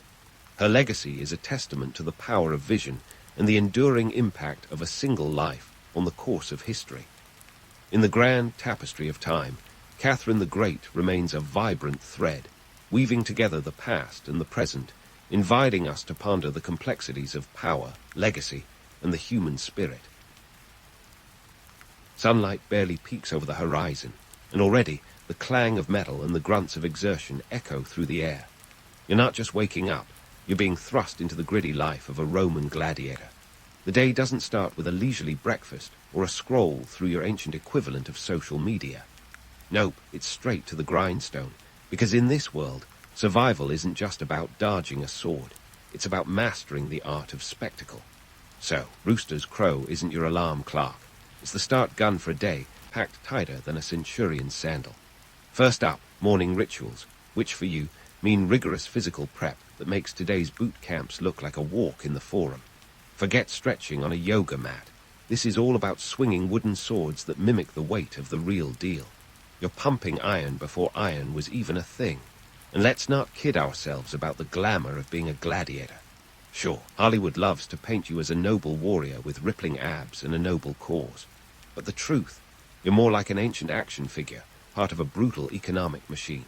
In reality, many gladiators were slaves, prisoners of war, or criminals, not because they fancied a career in crowd-pleasing violence, but because they had no choice.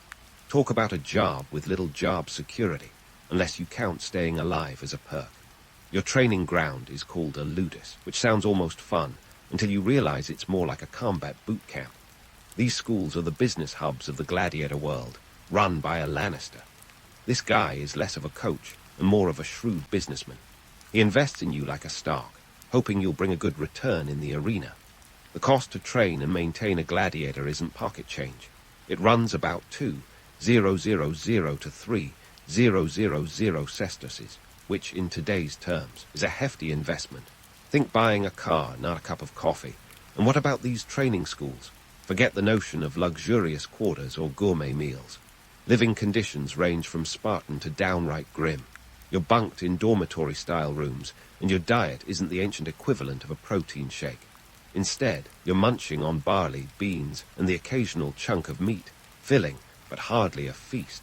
Your body is a temple, sure, but it's more like a temple under construction, constantly rebuilt for one purpose: to endure.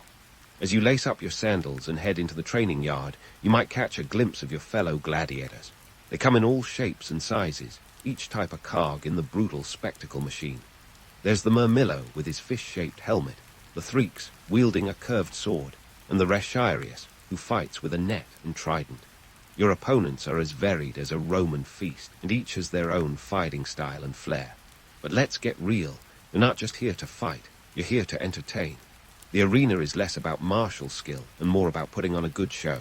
It's like being in the Roman version of WWE. The crowd wants drama, they want excitement, and most importantly, they want blood. So, as you train, it's not just your body on the line. It's your ability to enthrall an audience that could make or break you. Literally. And let's not forget the myth of the gladiator as a romantic figure. Sure, there's a certain allure to the idea of a warrior fighting for glory and honor. But in truth, you're part of a spectacle designed to pacify the masses and distract them from the political upheavals rocking Rome. Emperor after emperor used these games to curry favor with the public, throwing lavish spectacles to keep everyone entertained and, crucially, distracted. It's bread and circuses, baby, and you're the star of the show. As you break for a brief rest, think about this.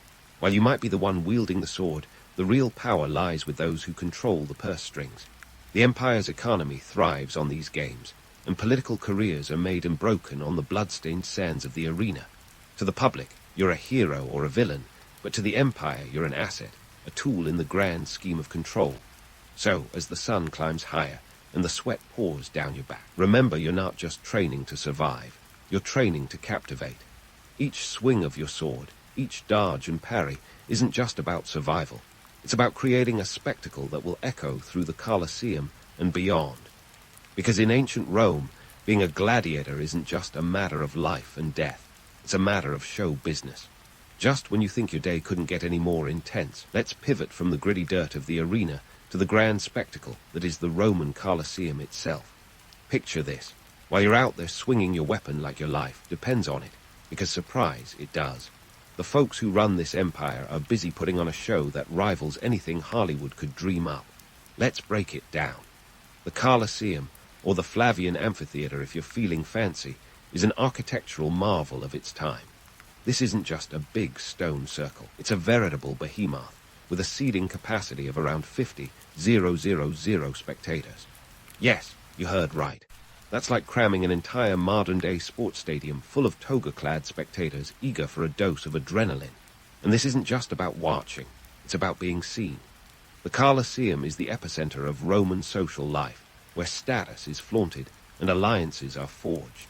The emperor himself often graces these events, basking in the adulation of the masses.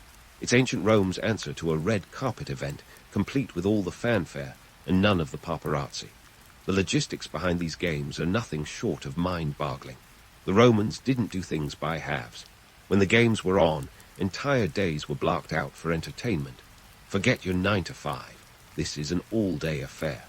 The program typically kicks off with exotic animal hunts in the morning, where beasts from across the empire are paraded and pitted against each other or against unfortunate souls who drew the short straw. Imagine elephants, lions, and rhinos all on a collision course of chaos. It's a National Geographic special with a darker twist. By midday, the arena transforms again for the main event, your time to shine, or at least survive. Emperors weren't just the faces of the empire. They were also media moguls of sorts, orchestrating these games to keep the populace entertained and, more importantly, distracted. Blood and bread were the tools of the trade, literal and metaphorical sustenance for the Roman masses. You see, while you're out there dodging death, the political machine is hard at work. These spectacles aren't just for kicks, they are strategic. It's about keeping the social order intact. When people are dazzled by the grandiose, they are less likely to question the cracks in the empire's facade. Consider the cost. Throwing these games isn't a matter of just rounding up a few gladiators and setting a date. It's a financial juggernaut, with expenses running into the millions of sesterces. It's reported that Emperor Trajan once held games lasting 123 days, involving 10,000 gladiators and 11,000 animals. Now, that's a budget that would make even today's blockbuster filmmakers blush. But for the emperors, it's a price worth paying. These games were as much about demonstrating imperial power and generosity as they were about the blood-soaked entertainment. They were a public relations strategy, a way to cement an emperor's popularity. Politicians today could learn a thing or two, though hopefully with fewer lions. And about those lions, let's not gloss over the scale of what it took to stage these hunts.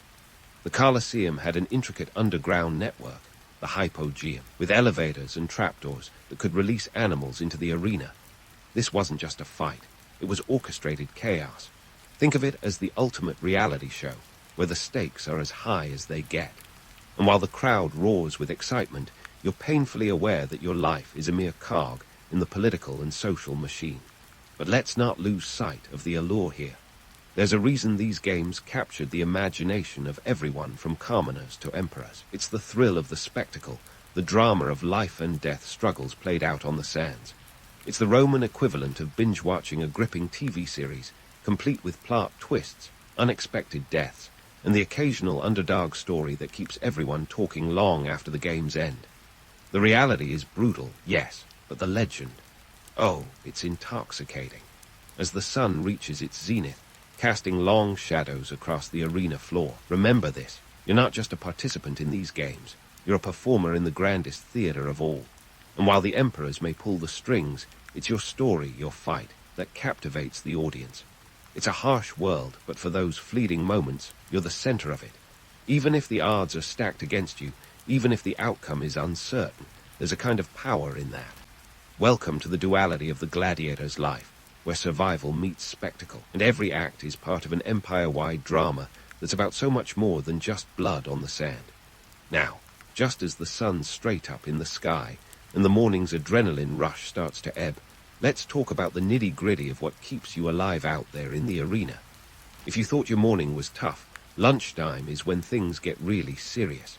It's time to delve into the toolkit of survival, the weapons, armor, and those oh-so-important fighting styles that give you even the slightest edge against an opponent who's as eager to see the next day as you are. First up, the arsenal. You're not just handed any old sword and shoved into the ring. Oh no, the Romans had a veritable smorgasbord of weaponry tailored to different gladiator types, each with its own strategy. Take the Murmillo, for instance. These guys were the tanks of the arena, wielding a gladius, a short sword designed for stabbing, paired with a large rectangular shield. It's a setup that's all about defense first, offense second. Then there's the Threeks, armed with a seeker, a curved blade perfect for slashing at those unprotected limbs. And let's not forget the Resharius, the classic underdog of the gladiatorial lineup. Armed with a trident and a net, this guy's idea of a good time involves entangling his opponent before delivering a finishing thrust. Talk about fishing for a win. Now, armor. Forget the full plate mail of medieval knights. Gladiatorial armor was more about balance and style than full body coverage. The Murmillo's fish-themed helmet was as iconic as it was practical, designed to protect without sacrificing visibility. Meanwhile, the Threeks sported a helmet with a wide brim to deflect those pesky overhead strikes.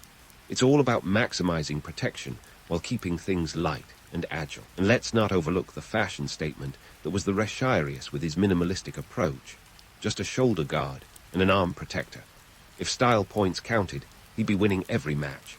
Of course, surviving the arena didn't just depend on your arsenal or armor. It was your fighting style that could really tip the scales. Each gladiator type had a specific role to play, almost like a chess piece on the bloodied sands of the Colosseum. The Murmillo might be the knight, charging forward with brute strength, while the Threeks could be a nimble bishop, darting around with sharp, precise movements. The Resharius, meanwhile, was the wild card, relying on agility and cunning to outmaneuver bulkier opponents. But let's not romanticize this too much. For all the art and strategy involved, there was an ever-present reality. The risk of death was real, but perhaps not as inevitable as Hollywood would have you believe. Sure, the games were dangerous, but gladiators were valuable assets, and their deaths were costly. Historical records suggest that only about 1 in 10 matches ended in a fatality. It's a grim statistic, but it's a far cry from the bloodbath we often imagine. You see, dying in the arena wasn't just about losing a fight, it was about losing an investment. The Lannister who trained you, the patron who sponsored you, they all had a vested interest in keeping you alive, at least until they saw a decent return on their investment. Speaking of investment, let's not ignore the economic backdrop. Training a gladiator was expensive, as we mentioned, and not just because of the gear. It was the training, the food, the lodging, all part of a system designed to churn out fighters who could entertain and survive.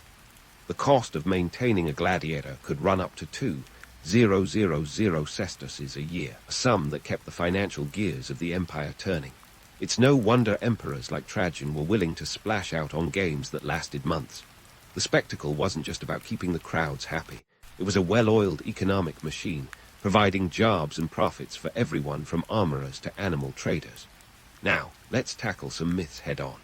The image of the gladiator as a doomed warrior, shackled to a life of certain death. Not quite the full story. Sure, many were slaves or prisoners of war, but a surprising number were volunteers. No, they weren't all thrill-seekers or masochists. Some saw it as a ticket to fame, fortune, or at least a better life than whatever grim options awaited them elsewhere. It's like choosing a career in extreme sports today. High risk, high reward, and a chance to become a household name. And what about the idea that gladiators fought to the death, every time, no exceptions? The reality was more nuanced. Fights were certainly violent, but often they were designed to test skill rather than to kill. The crowd might bay for blood, but they also appreciated a good show of prowess and bravery. A well-fought match could end with both gladiators surviving if they put on a good enough show. And for those who did lose, there was the possibility of mercy, indicated by the famous thumbs up or down. Though spoiler alert, the thumbs up meant death, contrary to popular belief. So, as you take a break from the blistering sun and the roar of the crowd, reflect on this. Being a gladiator is as much about the mind as it is about muscle. It's about understanding the game, the tactics, and the audience. It's about surviving not just the opponents in the arena, but the complex web of politics and economy that surrounds it. And while we might see it as a world of brutality and bloodshed, for those living it, it was a career, a chance, and sometimes, just maybe, a choice. Think of it this way. You're not just a pawn in the Empire's game. You're a player in a spectacle that defines the very essence of Roman life.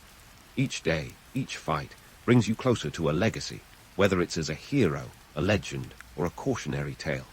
And as the afternoon sun starts to dip, signaling the end of another day, know that every step you take in the sand is one more in the ongoing drama of survival, spectacle, and yes, sometimes even success. As the afternoon shadows stretch across the arena, the roar of the crowd begins to dwindle, leaving behind a silence that's almost deafening. This is the moment when the dust settles, and the reality of your existence as a gladiator hits like a gladius to the gut. It's time to transition from the heat of the battle to the cold calculations of survival, the aftermath of the games, where the stakes are as high as ever. First things first, let's talk incentives. While today's athletes might score million-dollar contracts and endorsement deals for their prowess, your payday is a bit more. Life or death. Triumph in the arena, and you're not just surviving another day. You're raking in rewards that could include anything from a palm branch, the ancient world's equivalent of a gold medal, to cold, hard cash. Winning could earn you a hefty purse of 10 to 15 sesterces per fight, sometimes even more if you were a real crowd pleaser. Sure, it's not exactly lottery money, but in a world where the average Roman soldier earns about 900 sesterces a year, it's nothing to scoff at. And let's not forget the social currency. Victorious gladiators could become the ancient equivalent of rock stars, with fans scribbling their names on walls and cheering them in the streets. You might even find yourself at the center of elite Roman dinner parties, regaling the upper crust with tales of your daring exploits. But don't get too comfortable. While the adulation is real, so is the precariousness of your status. You're a hero today, sure, but still a gladiator tomorrow. The Romans had a knack for keeping their heroes on a tight leash, balancing admiration with a reminder of your place. Speaking of place, let's tackle the tantalizing prospect of freedom. Manumission, the act of freeing a slave, was the dangling carrot at the end of your gladiatorial stick. For some, the path to freedom was paved with victories, enough wins, and your Lannister might just grant you the wooden sword, or rudies, symbolizing your release. It's the ultimate golden ticket, a shot at a new life beyond the arena sands. But here's the catch. Manumission wasn't just a reward for prowess. It was also a calculated economic decision. A freed gladiator was still bound by ties of loyalty and could continue to fight as a free agent, potentially bringing more glory and wealth to their former owner. Yet even freedom had its caveats. While the rudies meant you were no longer a slave, it didn't exactly catapult you to the top of the social hierarchy. Freed gladiators often faced a peculiar kind of social limbo. Celebrated but still stigmatized, they were seen as novelties, half hero, half outcast. The Roman elite might toast your bravery, but don't expect an invitation to join the Senate anytime soon. You're still a part of the spectacle, just with a bit more autonomy and perhaps a tad more respect. And that brings us to the crux of the gladiatorial paradox. You're celebrated in the arena, yet marginalized outside it. This duality is the very essence of Roman society, where appearances and realities often dance a complex tango. Gladiators were living proof of Rome's ability to elevate and exploit in equal measure. You're the breadwinner of the bread and circuses, yet you're also the distraction, ensuring the populace remains blissfully unaware of the political machinations at play. Let's zoom out for a moment and consider the broader picture. The Roman Empire was a masterclass in societal structure, with gladiators serving as a critical element in maintaining the status quo. The games were more than just entertainment. They were a tool of political control, a way to pacify the masses and project imperial might. By keeping the public enthralled with the spectacle of the arena, the powers that be could quietly go about their business, whether that meant expanding the empire's borders or quelling dissent at home. And what about those who controlled the purse strings? The Lanistae, the emperors, the wealthy patrons. These were the puppet masters, orchestrating the drama for both personal gain and public benefit. For them, the games were an investment, a way to curry favor with the crowd and climb the complex ladder of Roman politics. The stakes were high, not just for you in the arena, but for everyone involved in this elaborate display of power and prestige. Let's not forget the seductive allure of the myths surrounding gladiatorial life. The tales of glory, the romance of the fight, the chance for redemption. They're intoxicating, sure, but they're also a smokescreen, obscuring the harsher truths. The reality is gritty, a constant balancing act between survival and spectacle, with every victory bringing you closer to freedom, yet always tinged with the shadow of what you leave behind. As the sun dips lower, casting a golden hue over the Colosseum, you retreat from the sands, victorious or otherwise, contemplating what tomorrow might bring. In the aftermath of the games, life is a mix of celebration and reflection, a momentary pause before the cycle begins anew. You're part of a grand narrative, a story that won't soon be forgotten, even as the details blur with time. So as you walk away from the arena, think about this.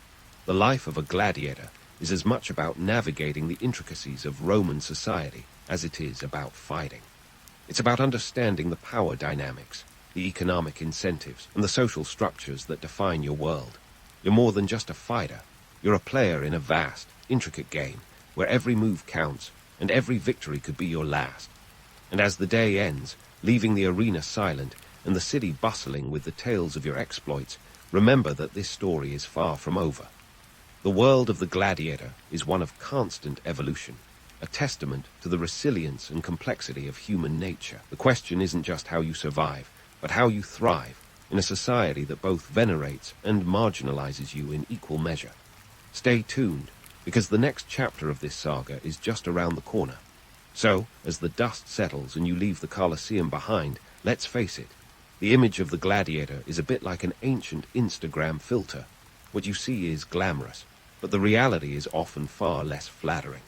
The legacy of the gladiators, much like the sands of the arena, is layered and complex, shaped by centuries of storytelling that's often more fiction than fact.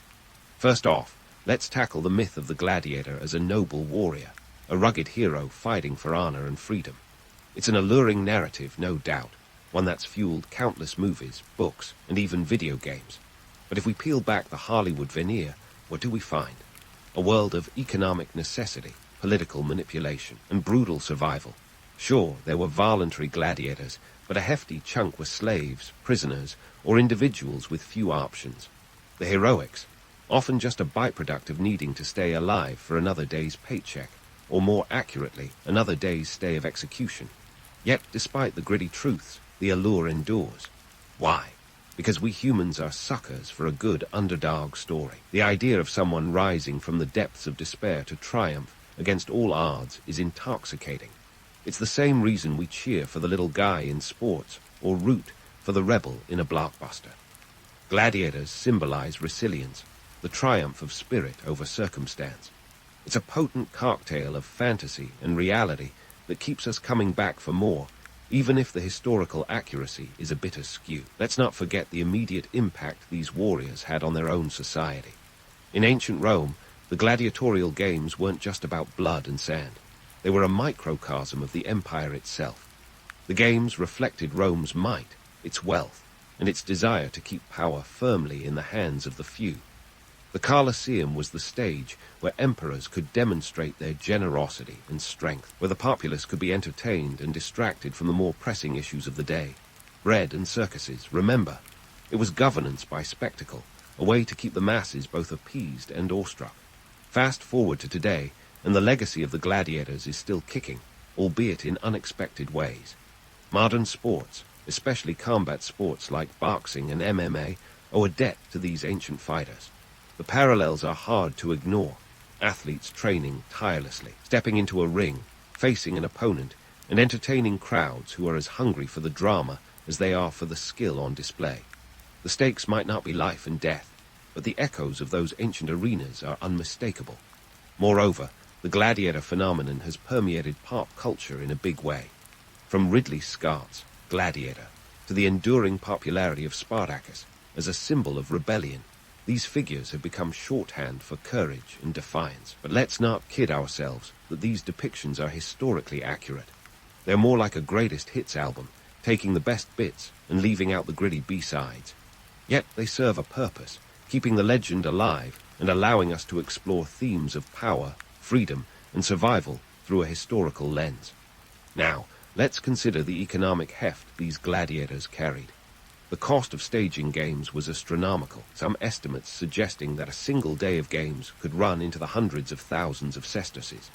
Emperors like Commodus, who fancied himself a gladiator, would spend lavishly on these events, viewing them as investments in political capital rather than mere entertainment.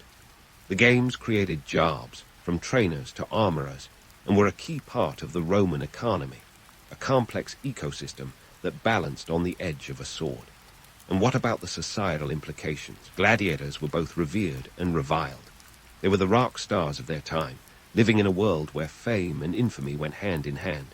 Their victories were celebrated, their defeats scrutinized, all under the watchful eyes of a society that both admired and despised them for the roles they played. It's a duality that persists today in our fascination with celebrity culture, where public adoration is often accompanied by private struggles. But let's not romanticize it too much. The reality for many gladiators was grim. They were pawns in a game where survival was never guaranteed, their fates often dictated by the whims of the crowd or the financial interests of their owners. The arena was a place of spectacle, yes, but also a place of suffering, a stark reminder of the human cost of entertainment. So, what's the takeaway here? The legacy of the gladiator is one of complexity and contradiction. They were both entertainers and exploited, heroes and victims, symbols of resistance and tools of control. Their story is a reminder of the power of narrative, how the tales we tell can shape our understanding of history, for better or worse. As the final shadows of the day stretch across the ancient ruins, think about this. The gladiator's story is not just a tale of ancient Rome, it's a reflection of human nature. We're drawn to spectacle, captivated by stories of triumph and tragedy, always seeking heroes to admire and villains to condemn. The legend of the gladiator is a testament to our enduring fascination with the struggle for survival and the quest for glory, a saga as old as time, yet as relevant as ever. So, as you drift off into the realm of dreams, let the echoes of the past linger in your mind. Remember the grit behind the glamour, the reality behind the romance. Because in the end, the story of the gladiators is not just about them. It's about us, our history, and the narratives we choose to embrace. Sleep well, with visions of ancient arenas dancing in your head, knowing that the legacy of these warriors lives on, a testament to the enduring power of the human spirit.